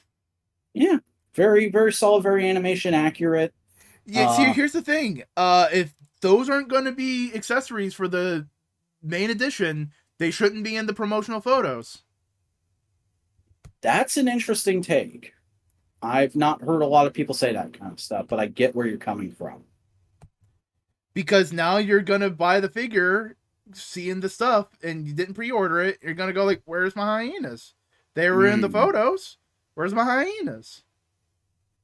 Well, I think the fact that they have that chart laid out gives them the confidence to go like, you know what you're getting. And if a person just runs into these photos later on and doesn't have the chart, well, then that's their problem. Mondo's made their money by that point. yeah. Aren't corporations fun, friends? Again, these aren't accessories that everybody can get. Mm. But it looks cool. Yeah. 112 Collective Superman Recovery Suit Black. Look at that. Yeah, I've never been the biggest fan of the recovery suit. It's just a little too like 90s try hard for me, but I do excuse me, like the look of this figure. Oh, gosh, dang it. Especially because it's just fully embracing the 90s-ness of it. You've got all these bullet belt accessories and whatnot, and like the decapitated cyborg Superman head holding hand. And also, like, this is interesting for the fact that when this was originally announced at Mezco Toy Fair a while back, it was a cloth suit, but here it looks to be like more of a rubbery, leathery material. So maybe this was sort of updated as a consequence of we finally figured out how to do Keaton Batman without fucking it up. So we know how to work with rubber now. So here's a Superman that looks more accurate. One thing I will say real quick though, I find it interesting. You got both 90s style heads, and then you have the recent Convergent style head. Yeah, that's the other thing is like if I was collecting Mezco regularly, I would be tempted to get this just for that one, like, Convergence style bearded Superman head. Because I'm always a fan of Superman with a beard. I think it's a fun alternate look to show that, like, things have gotten a bit more serious. And to have that, like, more modern, reserved version of it to plug onto another Superman figure, I think that would be pretty sweet. But it's also just like, that's a look that's been common. Mm-hmm. That's neat. Yeah. So solid looking figure. From McFarlane, Batman Animated Series Pack 4. Look at those figures. This is essentially a re-release of some of the main figures from the DC Direct Batman animated line. That was a huge deal back in the day. I remember like this line went long and went deep and was a big deal for a lot of collectors. And it seems like they're just going, oh, hey, we have the rights to these molds now. Let's put them out. Let's put some of them out in a 4-pack, see if people will be interested in more reissues. Because I don't think there's any new material here. This is all stuff we've seen before. But, you know, if you're a fan of animated series and you missed out on this line, maybe this is your chance to get in on some of them. Because they were good figures from what I heard. That's cool. All right, they're there. Mm-hmm. Gold Label Superman Unchained Patina Edition. All right. This is a figure from like back during the beginning of Multiverse that's just getting a re-release with a very high quality paint job. And I'll admit, it looks great in this paint scheme, but like I've never been a fan of this armor, and from what I heard, this figure wasn't all that great, so no thank you. All right. Multiverse Sinestro Corps Batman, a classic Batman that people probably would want to figure out of.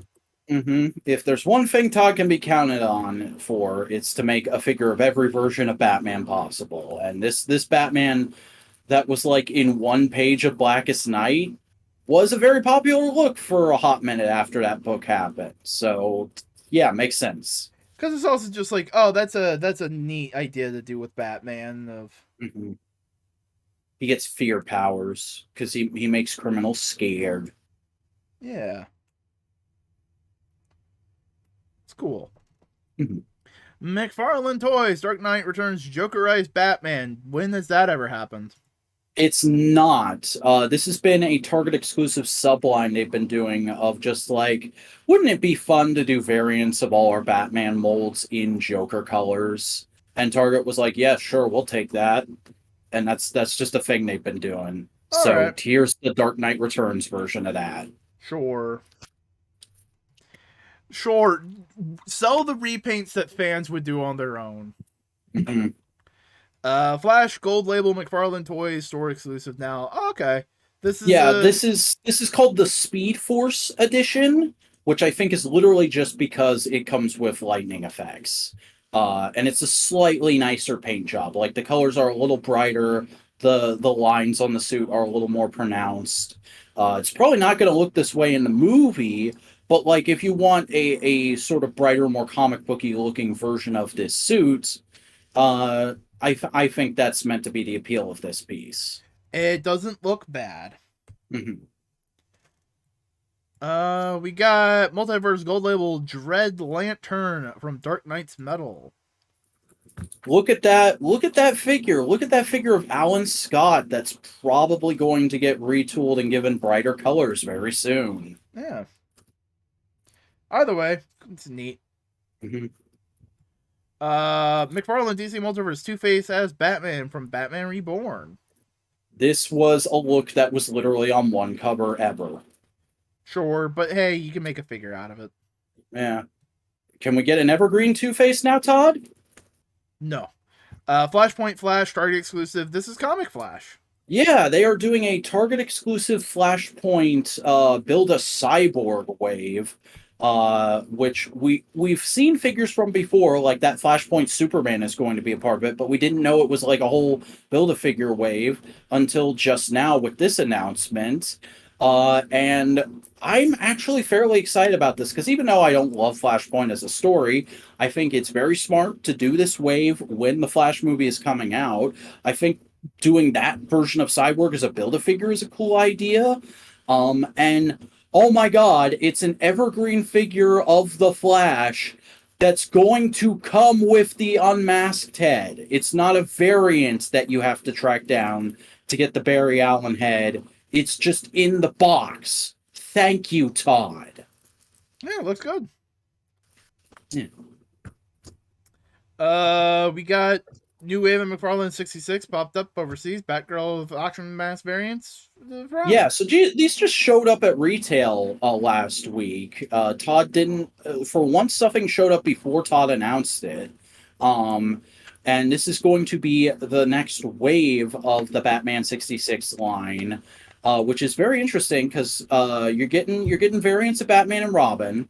But you're also getting Batgirl, which we were very curious if that would happen because Yvonne Craig's estate is notoriously hard to work out likeness rights with. And if you look at the packaging, it's pretty obvious how they were able to make that happen.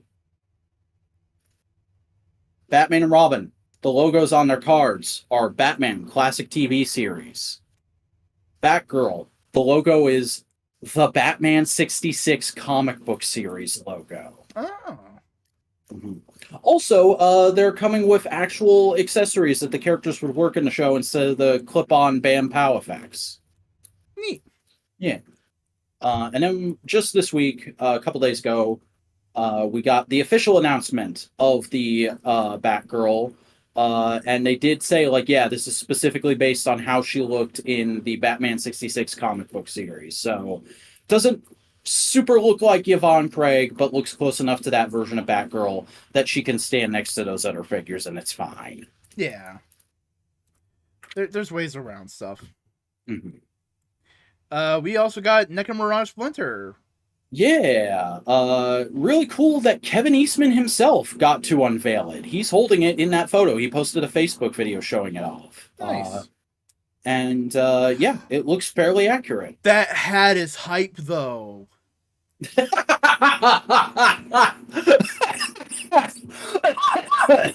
What a boingo ass moment. Look at the hat, though. Splitter figure? Oh, cool. Yeah, look, that hat, though. That hat, though. You don't want a hat with the original Ninja Turtles sketch? I mean, that would be cool, but also, like, the next thing. Hold on. I had an itch. I solved it. Yeah, no, we're getting sculptures of the original sketches. Yeah, so this isn't like in a big NECA or Super 7 thing, but like an independent toy company licensed the original Ninja Turtle sketches from Kevin Eastman to do as vinyl figures. There's not going to be a lot of articulation to these guys, and they're going to be a very limited run. But the fact that we're actually getting figures of those designs is really cool. Yeah, it's really neat. It's the beginnings of a cultural phenomenon. Mm-hmm. And we got 52 Toys, Mega Box, TMNT, Shredder. Look at this man. Yeah, 52 Toys has been a really interesting independent toy company because they started off doing these transforming robot animals that all turn into boxes, and that's been their big gimmick throughout is just like eking shapes out of a simple box design, and they're continuing that here with this figure, which is the first in their Mega Box line, which seems to just be like bigger, badder, licensed figures of characters. And to start off with a Shredder is a really cool choice, and I think it looks pretty good for that aesthetic. I mean, we see some turtles right there. Mm-hmm. You know they come. Yeah. But overall, a lot of cool stuff. Yeah, a lot of cool stuff. A lot of pre-orders to put in if you're that kind of person. Yeah. If you have money. Yeah. Do you have Which money? I do. I have money, but I don't have that kind of money. All right. So you know what time it is. Oh yeah, we got 2 weeks worth of comic books to talk about, folks, and we're gonna start off by rapid firing a few books. We got some one sentence spots. So we got some things. So Venom stuff happened. She-Hulk. We actually get talked to the thief guy, and it's very clear they're setting up will She-Hulk go into a turd love affair? How's the Hellcat rep? Good. She's there to be a good friend to She-Hulk. Nice. She wears a pretty dress. Rogue and Gambit, the story is continuing. They have a minor argument. Gambit's still been a little out of character. I think it was better in this one. Iron Man, it's another part of the anthology. It's fun. Cosmic Ghost Rider is continuing the story, but it turns out the two Ghost Riders we've been following are happening at the same time, and they're connected somehow. Oh boy. Invincible Iron Man, it's a little bit of a flashback, just kind of like detailing like the past of Iron Man and Silver Centurion and all that kind of stuff, and just kind of like going like, hey, remember Armor Wars? I do remember Armor Wars. And reflecting on that, Ghost Rider is about just kind of catching up with Danny Ketch, seeing what he's been put through, and just seeing how Danny Ketch and Johnny Blaze are kind of like heading towards a point where they're gonna have to fight. X-Men Red, Professor Xavier is like, Storm, I feel like a bad person, and Storm going like, you should. You've been a dickhead. I started reading that and I was like, man, I just got back to liking Professor X a couple of years ago. Like, I get it. It makes sense to drag him through the mud right now, but I don't really want to read that right now. It's actually a lot better, and he comes out a lot more sympathetic. But he does do something kind of fucked, and Storm goes like, hey, I understand you're hurting. I don't trust you right now. Because literally he's going like, can you please tell me what Magneto's last words were? No, he didn't want you to know them. It would do a lot for my mental health if I knew them. And he knew, like, no, you're not supposed to know them. He didn't want you to hear them. And he's like, I could read your mind. And she's like, yeah, try it. And she stops him because he taught her how to stop it. And he's like, I'm just really self-conscious, and I'm alone, and she's like, yeah, no, it's understandable. You betrayed my trust, though, so fuck you. Danny Ketch Ghost Rider. It's a retro miniseries. Just going back in time. Okay, it's a flashback. Yeah, it's a flashback miniseries. Just going back in time to when Danny Ketch was Ghost Rider. Just classic Danny Ketch, Johnny Blaze stuff. I read issue 2 of The Giant Cockshoe. How was it? Pitch black comedy. Oh boy. Like, you know how I was like trying to describe, no, it's a satire. It's meant to be a joke. They're driving the dude up to the headquarters where the giant robot is, where he has to get in and pilot it. The building is a cock and balls. Oh my god. He walks in and goes like, wow. What, does he have to fuck a lady to drive it like it's Darling in the Franxx? No. It's black humor, but there's like a juvenile bent. Like, he walks into the building and says like, wow, I thought the government had a grasp on you and choked you out. Masturbation. Shaking my head. It is incredibly juvenile, and it's somewhat hilarious. It is not a book for most people. Definitely. And here's some other books we read. You read Flash and Wonder Woman. Hey, okay, so The Flash, this is technically the final issue of Jeremy Adams' run. He's writing half of the next issue. But this is like where most of the wrap up is. He gets his kid back from Granny Goodness, and he also gets Mr. Terrific, Donna Troy, and Beast Boy's kids back. Because apparently that's where they didn't die, they didn't get retconned out. Granny Goodness stole them and has just been training them to be bastards for a few years. And he's like, hey, stop being bastards, kids. Come on, I'll take you back to your parents. And they're like, oh, okay. And then he kicks the shit out of Granny Goodness and takes his baby boy back. And it's all good in the hood for now. Do we see any other books we want to talk about here? Wonder Woman. Oh, man. I really want to be excited for Wonder Woman issue 800. Because they're trying to do stuff, and they're really trying to do stuff. And the stuff they're trying to do is they're trying to do their Whatever Happened to the Cape Crusader. Like, they literally call it Whatever Happened to some Wonder Woman type moniker that I don't remember. And it's a bunch of, like, short stories exploring parts of her history. And just none of them are real gripping. I don't super care. Power Rangers was all right. It was essentially... hey, here's what happened to Zordon's body, because remember, he's trapped in a time warp, so what happened to his corporeal body? It was in suspended animation, and then Rita made it into a monster mash, and then it went and tried to fuse with him, and he was like, no, fuck off, I don't want to do that, I like where I'm at now, you go figure out what you want to be, you weird separate being that you are now. And Gwenpool sucks ass. This whole Love Unlimited run was a big fucking swerve and a shitty fucking retcon, and I hate it. Okay. I did a Twitter thread. I talked about it in the last episode. We don't need to go into detail. It's bad. Superboy improved. I think give it a skim, see if you want to dive back into it, but I think the second issue improved a lot of things. All right. Whose hand is that? Is Giganta in this book? No. I don't remember whose hand that is. Hmm. And Extreme Venomverse is just a fun little one shot of like alt takes of Venom. Nice. Spit in the Wind is still Don't Spit in the Wind is still just post-apocalyptic, ecological, hey, maybe we should clean up the planet kind of stuff. So, but yeah, those the rapid fire. Time for the gasoline. Oh fuck. Spider-Man number 25. This is the issue where we spend the time with Mary Jane, in the other dimension with Paul. And it's just a giant montage of just them surviving together and saving the kids. All that kind of stuff.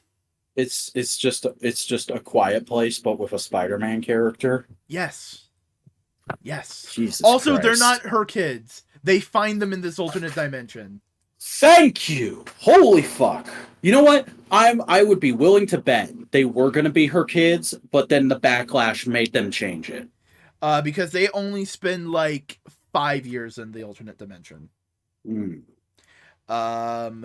So we catch up with the issue before this, where Peter Parker saves her, and she goes like, Peter, this is Paul, we've been fucking. And he's heartbroken. They're in the hospital dealing with Paul and the kids and making sure they're safe and healthy. And he goes like, oh, hey, Mary Jane. She's like, no, I lost hope in you. I started fucking Paul. We can't be together. I'm not leaving him. I'm not leaving those kids. And Damn. Spider-Man's just like, fuck. He starts walking out. He's Peter Parker. He's not Spider-Man at that point. He's Peter Parker. He's in full. No, I like the idea of him being in full Spider-Man costume in a hospital. He walks out, and the Fantastic Four and Captain America are there. And the thing, and they're like, so you fucking explain this shit, motherfucker? Oh, no, literally. The thing's just going like, what the fuck you doing, webhead? What are you doing? And Peter's just like despondent. He's not saying anything. And Captain America's just like, he knows he fucked up. Let's leave him alone. Does he, though? And that's the end of the book. It's garbage. It's not good. But I have to read it because someone has to fucking keep up on this nonsense on this fucking podcast. Buddy, you don't have to read anything. Yes, but this makes interesting content. Oh my god. Jesus Christ. This upcoming week is going to have 26.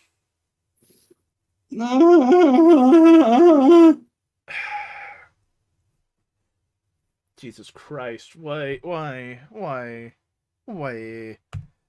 right, we both read Green Lantern.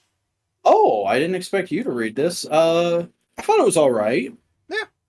I like the opening bit with him saving the miners. Yeah, it's a simple enough reintroduction to like what they're gonna do with the status quo. Mm-hmm. I like that it actually tries to deal with the fact that Hal Jordan is a dumbass asshole. Yeah. The backup though was phenomenal. Oh yeah, the backup. A very predictable take from us. Hey, the Hal Jordan book, sure, fine, great. Jon Stewart backup though. Jon Stewart. But yeah, no, it's fun enough. I'm interested in seeing what happens next. I like Sinestro hanging out in the bar. Yeah. I read issue 4 of Bloodline, Daughter of Blade. Hey, how's that book going? Phenomenal. You know how like there was like, I wouldn't say problems, but like nitpicks of like, oh yeah, Blade's kind of being a little weird and all these kind of things. Like, no, this is nailing it on the head. Blade is a dad. He is full on dad mode. He's like, I've been training you. You're doing great. I like, here's a Blade jacket. This is my gift to you to show that you've been progressing in your training. You now have a Blade jacket. He's like, I don't have like a mask or a symbol, so here's a cool leather jacket. And like she opens it and there's vials, and he goes like, yeah, those are vials for whenever you start feeling like bloodthirst, to like stop it for you. And she's like, aw, thank you. And it's like all kinds of nice and sweet. And they're wrapping up training and they head home, and their home's a mess. Her mom's been kidnapped. And she's like, no. we gotta go find her, and we gotta go find her. And he's like, yes, we're gonna go find her. But if they wanted to leave a message, they would have killed her. There's a whole big plan here. You gotta keep your life up. I will find your mom. And they hug. And she's like, hey. Like there's a moment before that when she's gets the jacket, and she goes like, can I hug you? And Blade goes like, yeah, and he pulls her close, right? And in this moment, he's just like, nope, I'm hugging her. Like, he is an awkward man, but he loves his daughter. Which is nice. My daughter! So she goes out about her day, and the bitch that's the new girl, is egging her on because she knows she's a vampire. And then she calls her mom's phone, and she hears it from the girl, and she's like, oh, she has something to do with kidnapping my mom. Fuck her. She starts beating and wailing on her. Yeah! And the school sees it, and they suspend her. And she can't explain, like, oh, she kidnapped my mom, because it makes no sense. So she's like, fuck, I fucked up. Also, add Vac yelling "Hell yeah" to miners beating the shit out of each other to weird moments from this show's history. And Blade finds the people who were doing the problem. It's a clone of Deacon Frost. Oh boy. Which is a common occurrence. Remember that movie? I mean, he's a comic character. That's true, but like, remember that movie? Blade gets knocked over. He gets strapped down. They're trying to steal his blood to do whatever. Nothing happens, and they're like, ah, shit.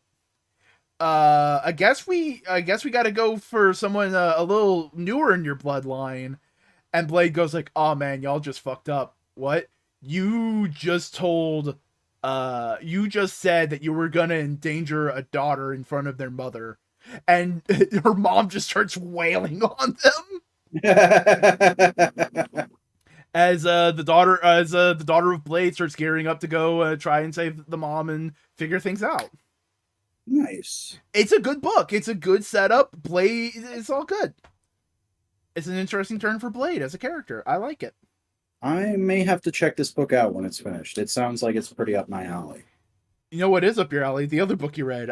Something epic. What is this? Yeah, so this is a new independent book that I was like, okay, that sounds like it could be suffing. I mean, it literally has suffing in the title, the word suffing, so it should be suffing, right? And it turns out it is suffing. It's suffing you've seen a billion times before. It's creative kid gets access to a dimension of creativity and gets told he's real special, and like, look at the artist trying all this wacky crazy shit. Oh, isn't this cool? Yeah, I liked this the first time I saw it in the fucking Page Master. Whatever. Okay. Mm-hmm. Damn. Sorry. You ruined my segue. I have a low tolerance for indie comics thinking they're super special and creative when they're doing an idea that's been done 1,000 times before. I read Red Goblin #4. Hey, what's Normie up to? Well, Normie's having to deal with his grandfather going like, that's a symbiote. They're fuck. I remember one of them turned me into fucking Carnage. Oh man, are we gonna do the Goblins and Symbiotes event? No, he goes like, hey, this is a dangerous thing. We need to get it off of you. And Norman convinces his grandson to get into a sonic chamber and get the suit off of him temporarily, like, you know, to figure things out. And he's like, okay, Grandpa. And they do it. And Norman's like, all right, time to kill it. I don't want to hurt my grandson. And he's like, oh boy, no, Dad, he's a puppy. He's a kid. He doesn't know any better. And he's like, he's my friend. He's like, no, they bring out the worst in us, and it's all that kind of stuff. And like, that's when someone attacks Norman Osborn, and Normie grabs the suit and saves his grandfather. And so it's like, see, Dad, there's more that they can be done. There's like, you're good. It can be good. All this kind of stuff. And he runs away. It's good. All right. Red Goblin, good. We both read Superman. Oh boy, they finally did it. We finally got to the Silver Banshee issue. And as predicted, it's good. And it weirdly like jumps Siobhan forward to a place that's nowhere near where she was when we last saw her. And it pairs her up with a character I wasn't expecting. But it's still Siobhan, and she's still written fairly competently, so I'm fine with it. Whatever. At least they didn't erase her back to the pre-52 version. I liked her in this. It was fun to see like a person who's like trying to move forward with their life and being dragged into something they don't want to. Mm-hmm. Though it's kind of funny because like they try to have their cake and eat it too. Because they go like, no, this is 52 Silver Banshee. But they talk about her, or at least Superman does, like she's pre-52 Silver Banshee. Because I think there's a point where Superman says, last I heard, you were out on parole. She's never been to jail. This version of Silver Banshee has never been a villain. She had a weird, like, misadventure where her dad was a villain that had similar powers to her. But she's been like an anti-hero, if everything, but more like just an ally to Kara. So well, here's the thing. Weird continuity hiccup. I wouldn't say that's a continuity hiccup, because remember, all the continuity is now canon again. Mm-hmm. But I think different characters lean towards different eras of continuity more, and I think Superman leans more post-crisis, pre-52. Like, that's when she is back to her pre-52 design here, but that also she's looked like that in a bunch of background cameos recently. So, but that's what I'm saying. Like that's what I kind of see is like Superman kind of has more memories of like pre-52, and maybe the universe is kind of like she went to jail and she did all that anti-hero stuff, just kind of like mixed. Like it all happened. Don't worry about it. yeah, it's also just like how did like you got to be able to go like okay whatever with a lot of this because also there's the question of like how did she get to Metropolis? Last we saw she was living in New York. She moved. It's not that complicated of a. He was like, I don't want to live in New York, Metropolis. Yeah. Maybe I'll see Kara again if I live there. And then there's the other obvious thing of like, how did Jimmy and her hook up? But I feel like we're gonna get that next issue. Yeah. But honestly, the brief moment we see of her like in Jimmy's apartment, their domestic life seems really cute. Yeah. It's cute. Mm-hmm. Her in the short shorts, it's all nice. Yeah, I thought honestly, like back in the New 52, I kind of thought she was bi or gay, but like that this doesn't negate that, so whatever. It's cute, it works, and at least in civilian mode, she looks like she did in 52, and they're acting like it's kind of the same character. So as long as she gets a moment with Kara at some point, I'm fine. Yeah. But Superman book, good. Mm-hmm. Also, the moment of Lex being a fucking Superman fan. Yes! That was the best scene in the book! Of just like this one guy going like, Superman's bullshit, Batman's cool. And he goes like, fuck you, nut allergy. Great. We both read Cyborg #1. This was better than I expected it to be. Like it's not the best book ever. It's not like even really anything to write home about, but it's a solid little like the exploring the past of this character type thing. Yeah, it's exploring his pathos. Mm-hmm.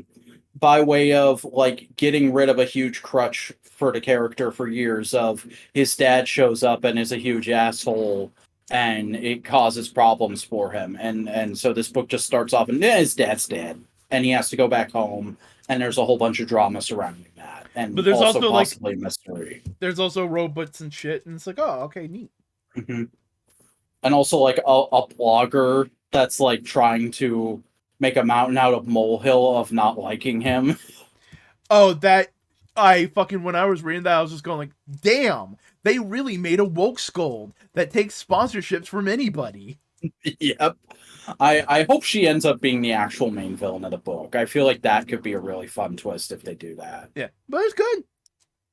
Mm-hmm. You read Saga 64. Hey, it's an issue of Saga. It's really damn good. It advances the themes and builds on what they did in the last issue, and it has like a nice little hopeful, everything seems like it's starting to work out midpoint, and then by the end there's a huge ass pull that makes you go, oh fuck, how are they gonna get out of this again? Kind of a moment. Vaughn has his structure, he's got it down, he's doing it, and it's good. This series is going to be one for the ages when it's all said and done, but month to month it does tend to feel a bit samey. Did they say that they were only planning like a certain number of issues? Yeah, they wanted to get it to 100 issues. Okay. Superman Lost, just continuing sci-fi adventures of Superman.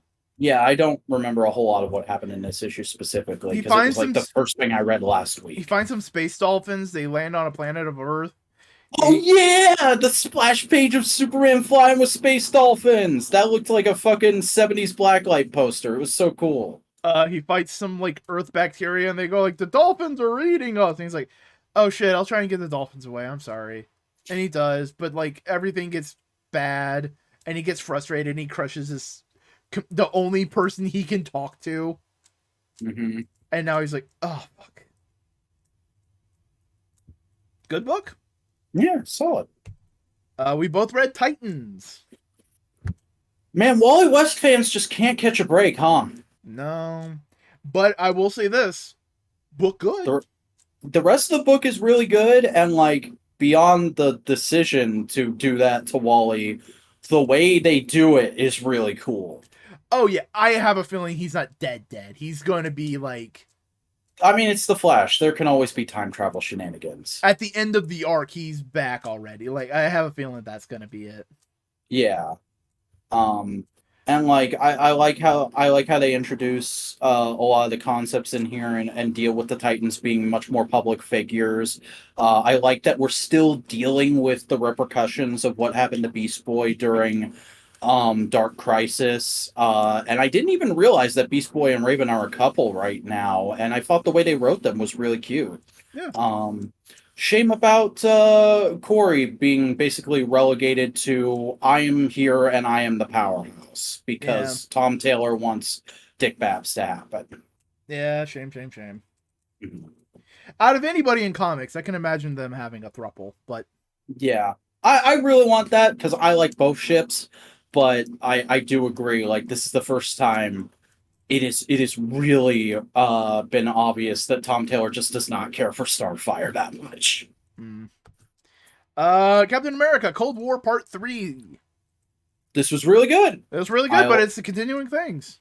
Yeah, I like Sam and Steve continuing to argue about how to handle things while everybody else is working shit out.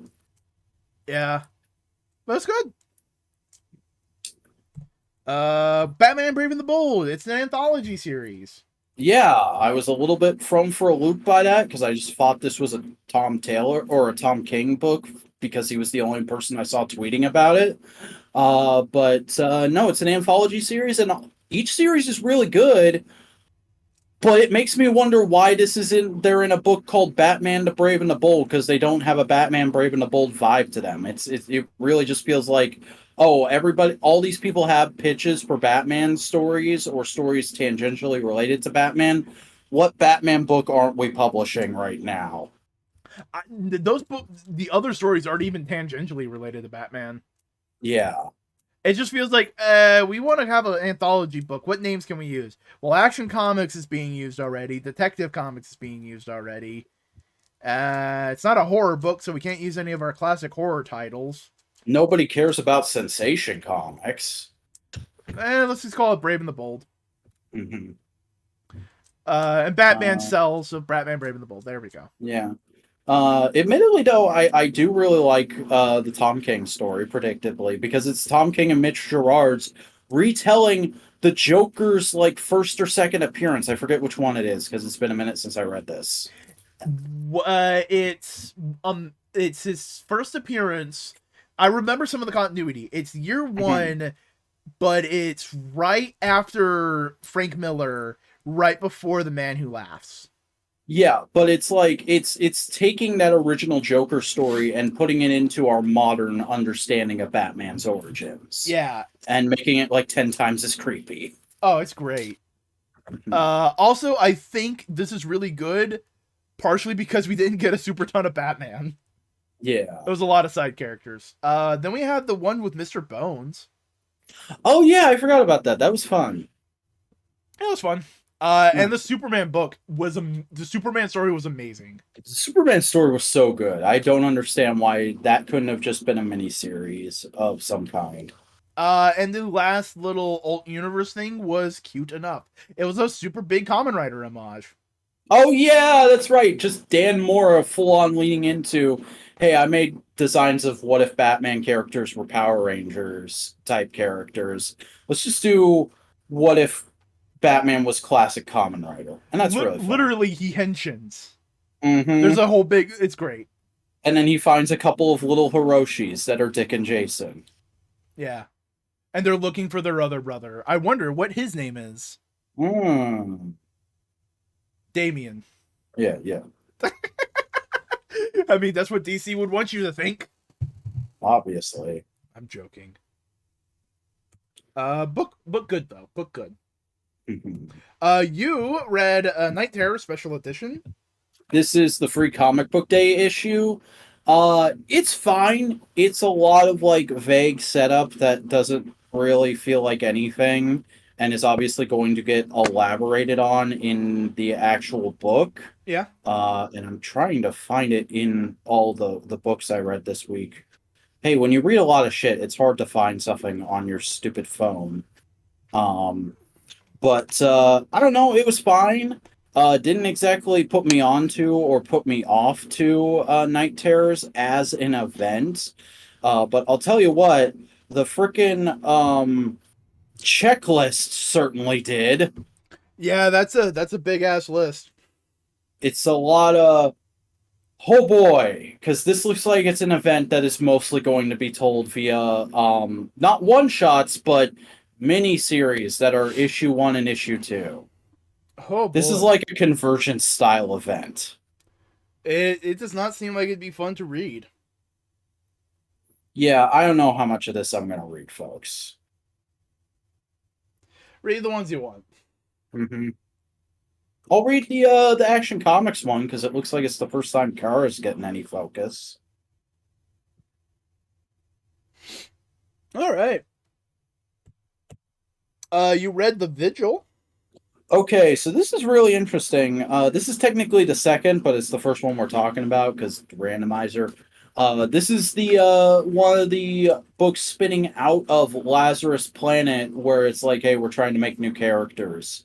And this is essentially a like 90s image style book about a bunch of superpowered people getting put together as mercenaries for a vaguely foreign fictional country to go on like special missions and stuff. And it's a bunch of like secret agent style what's Jesus, I am very sneezy tonight.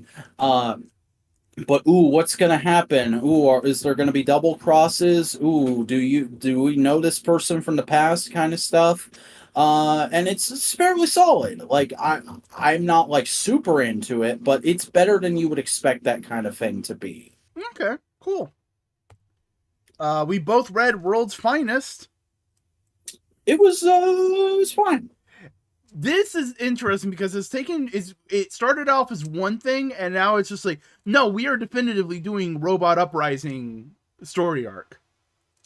Yeah. I don't mind it. It's fun to see. It's gone places, huh? Yeah. Who would have guessed? Mark Waid going like, no, fuck you. Amazo was cool, actually. Yeah, the new design for Amazo looks really cool. Mm-hmm. Batman uses the Metal Men as a suit. All right. Yeah. I don't know. It's a lot of that's all right. That's cool. That's playing with classic concepts. You go, Mark Waid. Here's the thing. It's Mark Waid hitting a B when the previous arcs were like A's. Mm-hmm. And here's the thing. It probably is actually an A. It's just a lot of stuff that we're like, that doesn't super excite me. Sorry. Yeah, it's just we don't know the continuity there. Mm-hmm. If this was like Marvel robots, I'd be all over it. I just don't know DC robots. Yeah, and admittedly, neither do I. I only like kind of know what's going on there.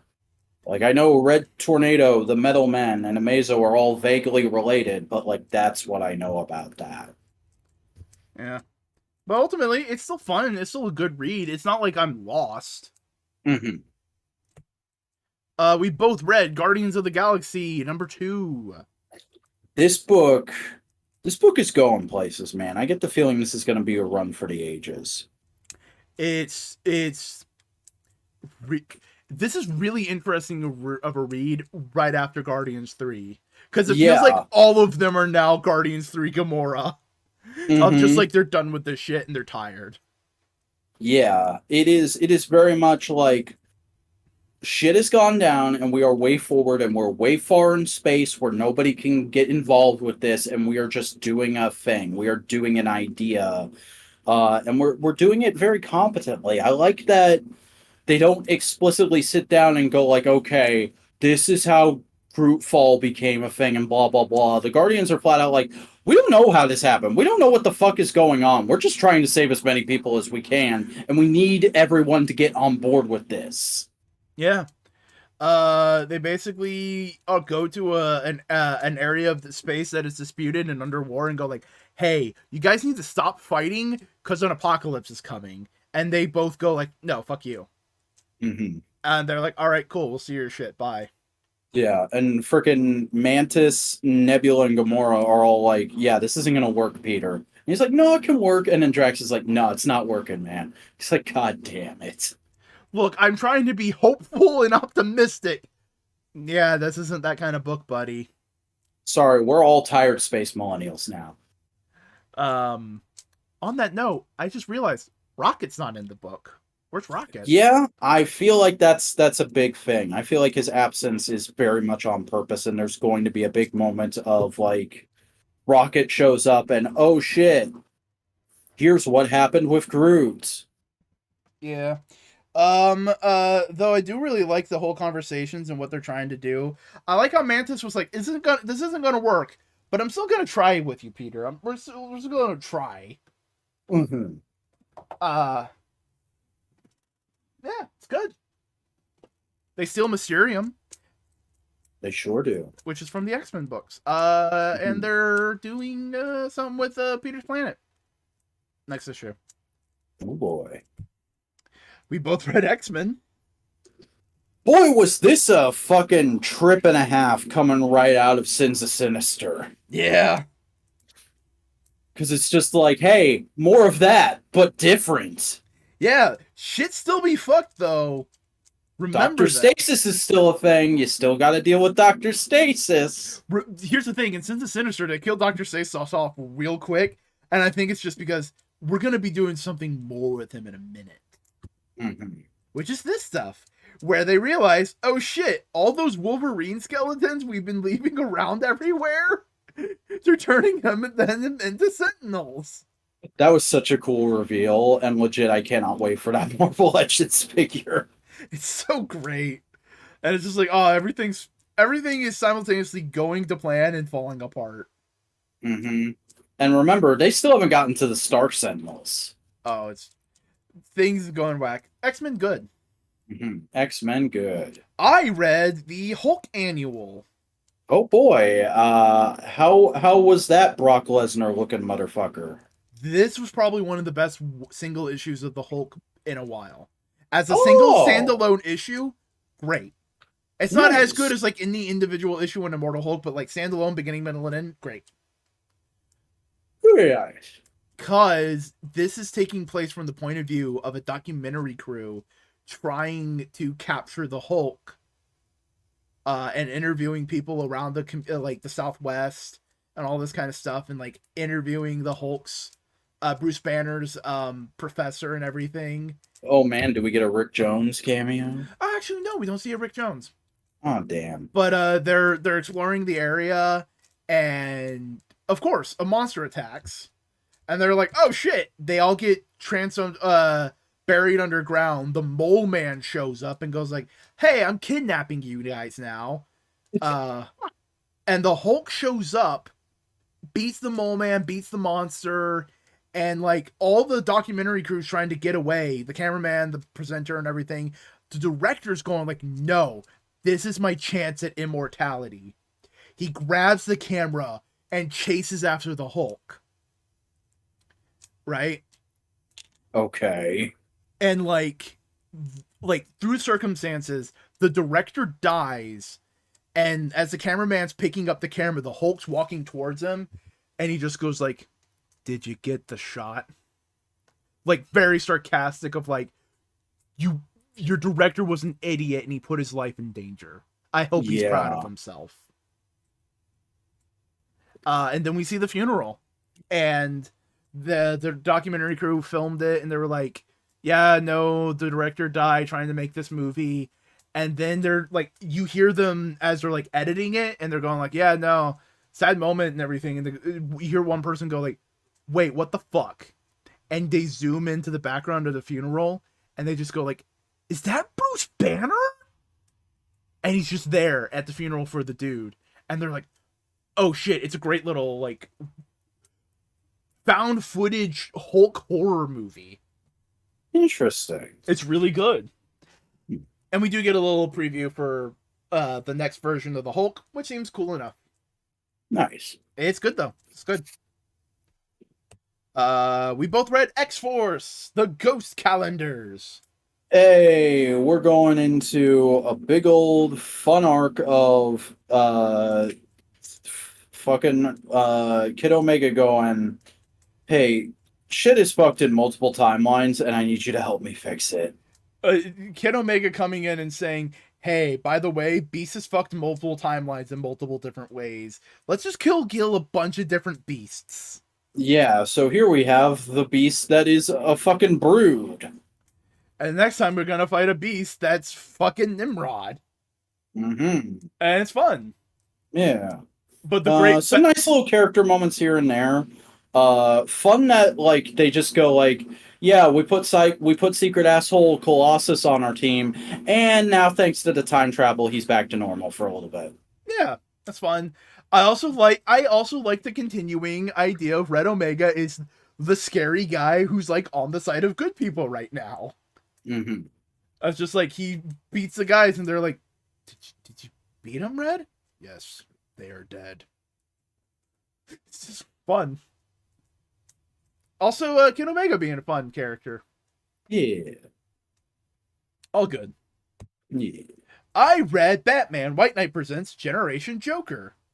I saw some images from this. It looked interesting. How is it? It's a continuation of the White Knight story. The AI Joker says like, "Hey kids, let's go on an adventure because you never got to know me as like a dad or a person, so I want to like give you a chance to like hang out with me." And they're like, "Okay, sure." And he tries to take him to all the places where like him and his mom met, where their first date was, and it's like everything has changed because it's the future. And he's like, "I wanted this to be more special."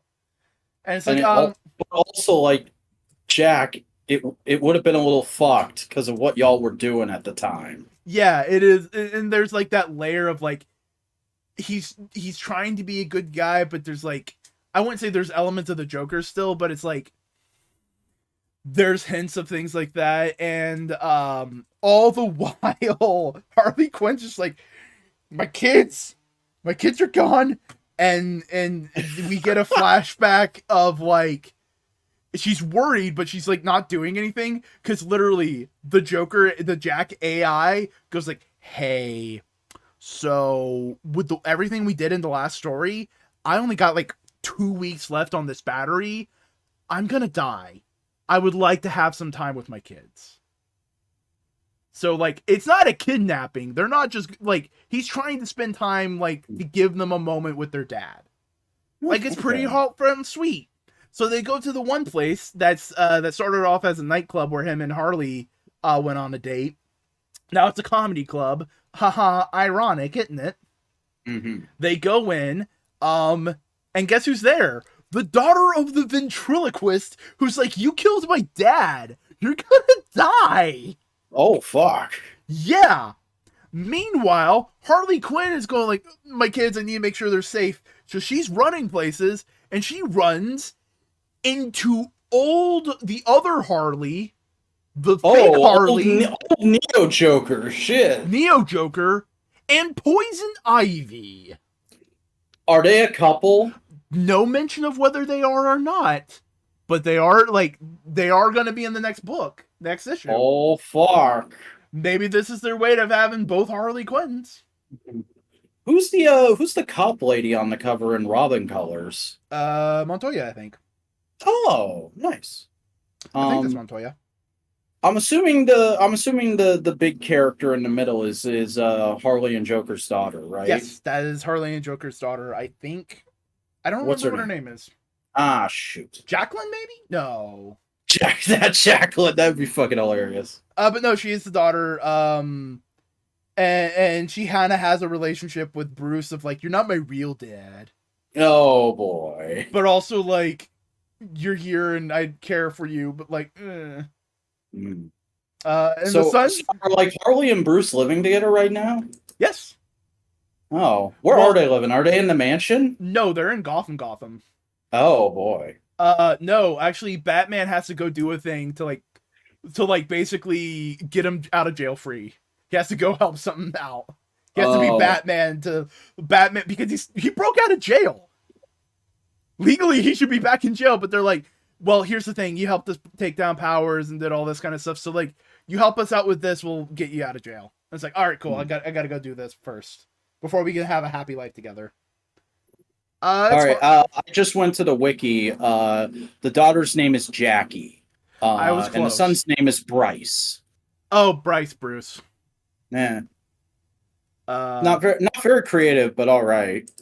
yeah, it's cute enough. But Mhm. the story's good. I've been liking the White Knights Yeah. universe.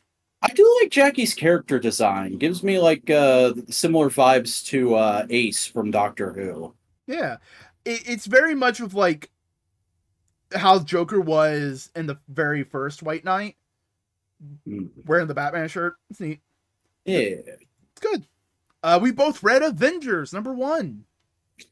Uh, this is an okay start. It feels very archetypical for this kind of book to have like a big fight of like showing everybody's powers and justifying why they need to be on the team.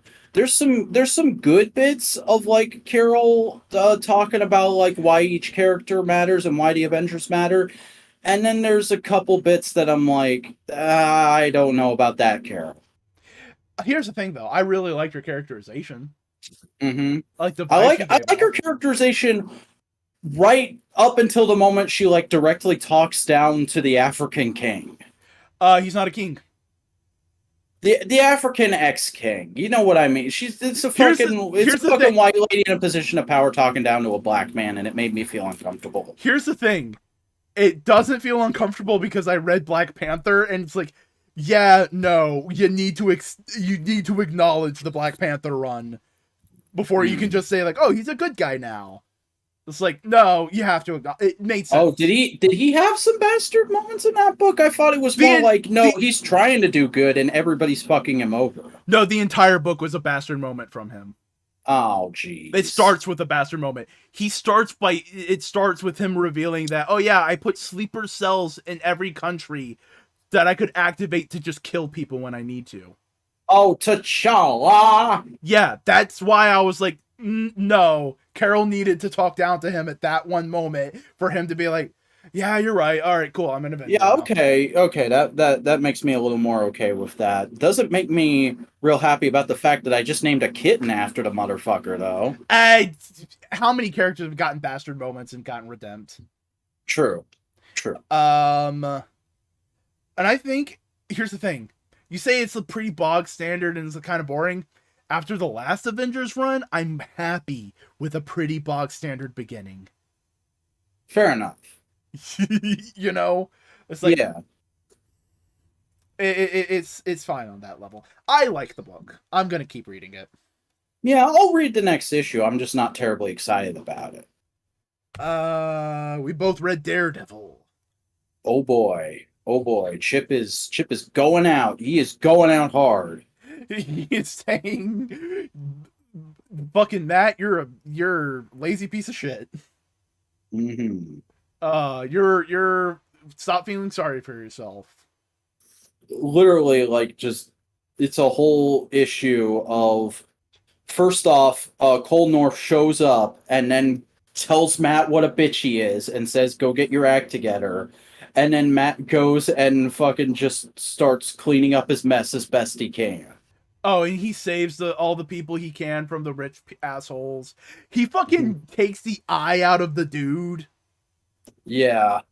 Because Chip is probably going like, okay, I had my fun. Now I need to leave Daredevil in a somewhat recognizable place for the next guy. Yeah. It's a good book. It's a good issue. Mm-hmm. Also, the backup was really fun. Yeah, it's fine. Next book. Wolverine. This issue was so fucking good. Oh. I love how like everyone's like, yeah, Beast is a bastard. Oh, Wolverine's on it? Sweet, we don't have to worry about it now. Mm-hmm. And like the way in which Wolverine consistently fucks with Beast and Beast consistently continues to dig his own grave. Where like the other Beasts have a moment of like, oh, he's being an asshole to us and we're him. We should probably rebel. And then he's like, yeah, I saw this coming. Fuck all of you. And just insta-kills them. All right, clone some more beasts. It's great. Also, it's just like he teams up with Maverick, and Maverick's like, I got one of you in the fucking hold. Oh yeah, he has no. He's just pure rage and That's not a instinct. person. Kill it. Yeah. Ah, it's good. And then fucking the FBI just having a sniper shot on Wolverine. Oh no! Ah, How is he gonna get out of this one? it's really good. Also, this backup was really good. This is the first backup I've like legitimately fully enjoyed outside of Batman in a while. Yeah, it's with Sister Dagger. For people who do not know, she is the sister of Shang-Chi. Yeah.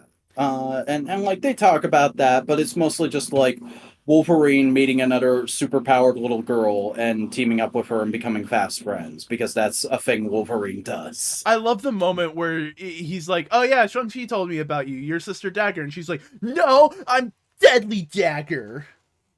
And through the fight, she's like, "Okay, fine, you can call me Sister Dagger."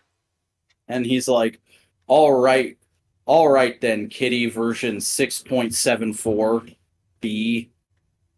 And there's a cute moment where he's like, "Oh yeah, I know Japanese. Oh cool, my brother's Japanese. Oh neat. How do you know Japanese? Oh, I spent a lot of time there. Oh, that's just a lot of cute moments."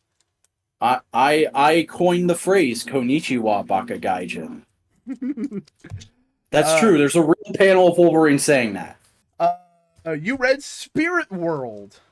Yes, this is the other, hey, Lazarus Planet, we're going to make new characters and try and make them into a thing people like. But this time, it's featuring Cassandra Cain and John Constantine, two scrimblows that people really like. So please read this book. And it seems to be working. I know Buster really liked this book when they read it. I thought it was pretty good. Didn't wow me, but I was like, nah, that was better than I expected. Because I usually expect these type of we're trying to make a new character a thing books to be kind of bland and not fun. But this was fairly fun, and it's got a lot of personality to it that's very rooted in Chinese mythology. And it's cool to see DC continue on that Chinese representation train. Yeah. Constantine. Whatever. We both read Miles Morales, Spider-Man, issue 6, Carnage Reigns, part 2 of 7. I'm really enjoying this event. No, it's good.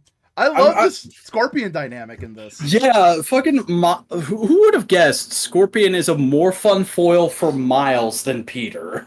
Well, I mean, we also haven't seen Scorpion and Peter in how long? Yeah. Was he even in Sinister War? I don't remember. Whatever.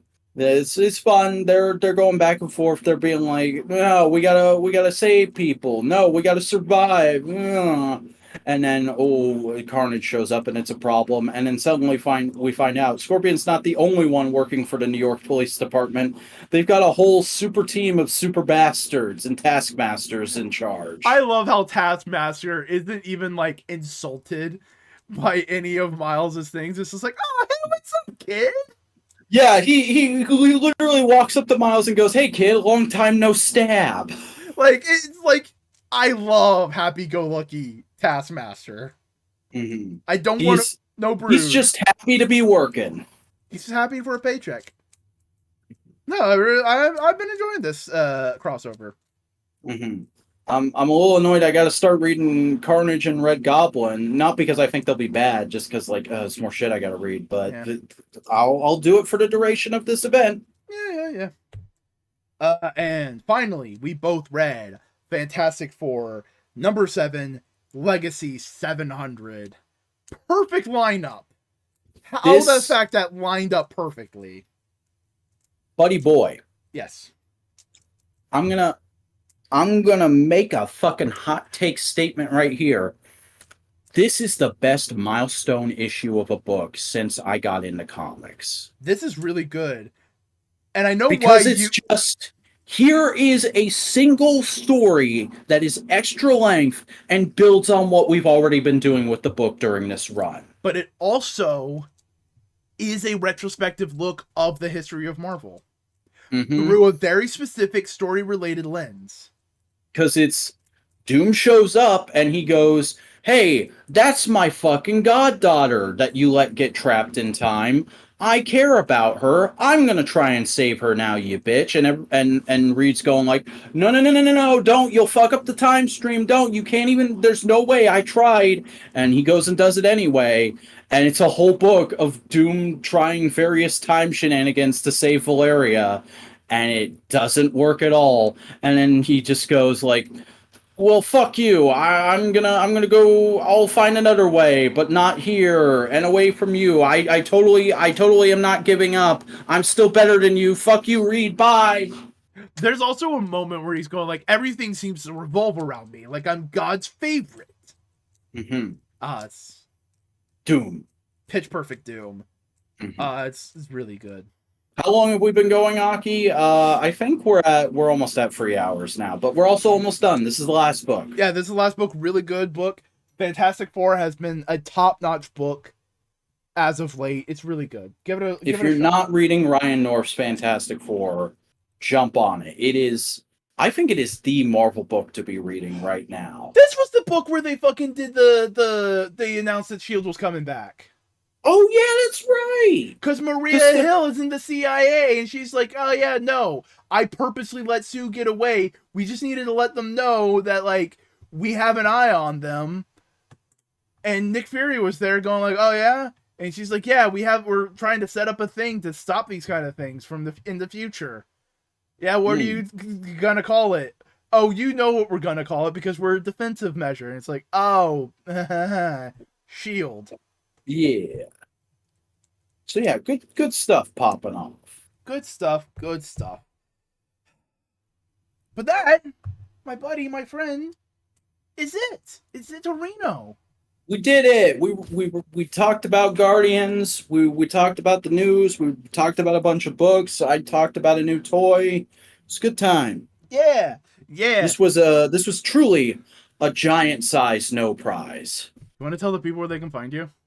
I sure do. Hey, everybody. I make YouTube videos about things and stuff. As I mentioned earlier, this week I made a video about a comic that we covered week by week here on the podcast and really liked, Do a Power Bomb. So if you want to see like my little recommendation, hey, if you haven't already, check out Do a Power Bomb video. That is at youtube.com at The Vacuuminator. I'm also on Twitter, talking about every little thing that pops into my head at The Vacuuminator. I'm on Instagram posting toy photography when I can. That is at @the_vacuuminator. I'm on Tumblr, tumbling things, because that's what you do on Tumblr. You just tumble things. I don't know. It's not really a whole big deal, but that's at the Vacuuminator, or thevacuuminator.tumblr.com. And I'm also on TikTok posting clips of my videos at the_vacuuminator. And I guess I got to go get fitted for some yellow spandex, because I guess I'm going to be part of the Uncanny No Prize lineup, according to Aki. Uncanny No Prize. Which of us is Cyclops? Which of us is Wolverine? I feel like as far as in modular media, I'm more of a rules guy than you are, so I guess I'm Cyclops. Sweet, I'm the more popular character. But hey, eventually there will be a The Vacuuminator Was Right campaign.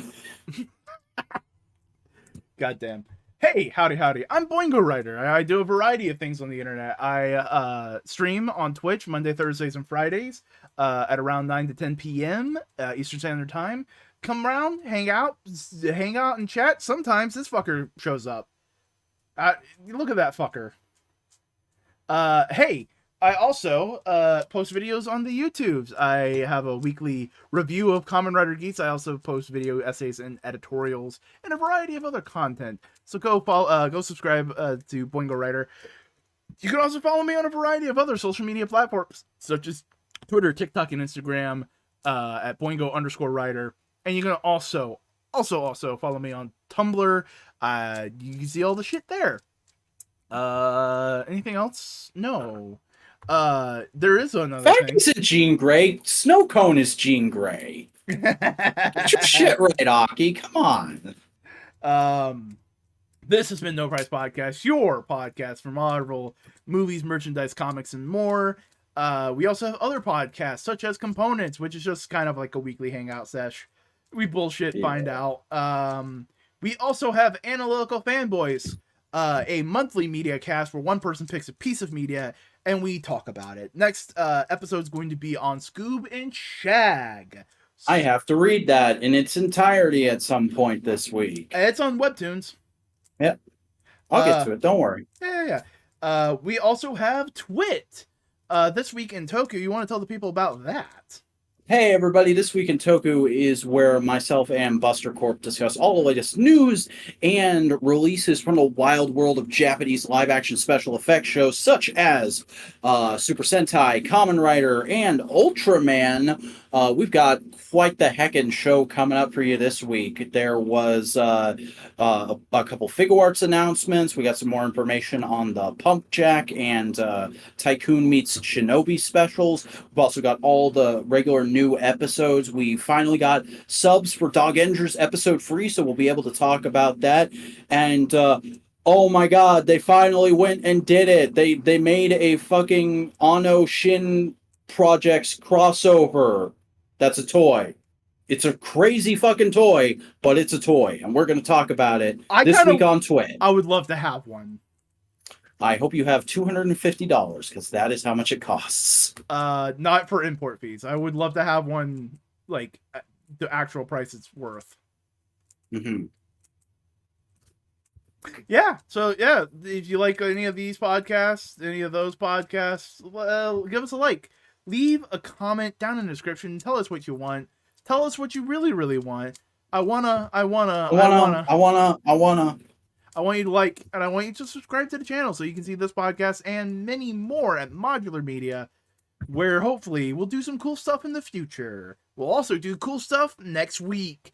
At no prize. You have anything else you want to say back? It's pretty late. I should probably go to bed. I got stuff to do tomorrow. Yeah. But also, I think I'm gonna go get a midnight snack first. And you know what? I was checking my finances all throughout the show and checking around on stores. I think I'm gonna do it. I think tomorrow, after I put some money in savings, I might finally pull the trigger. I might be talking about Mezco Superman next week.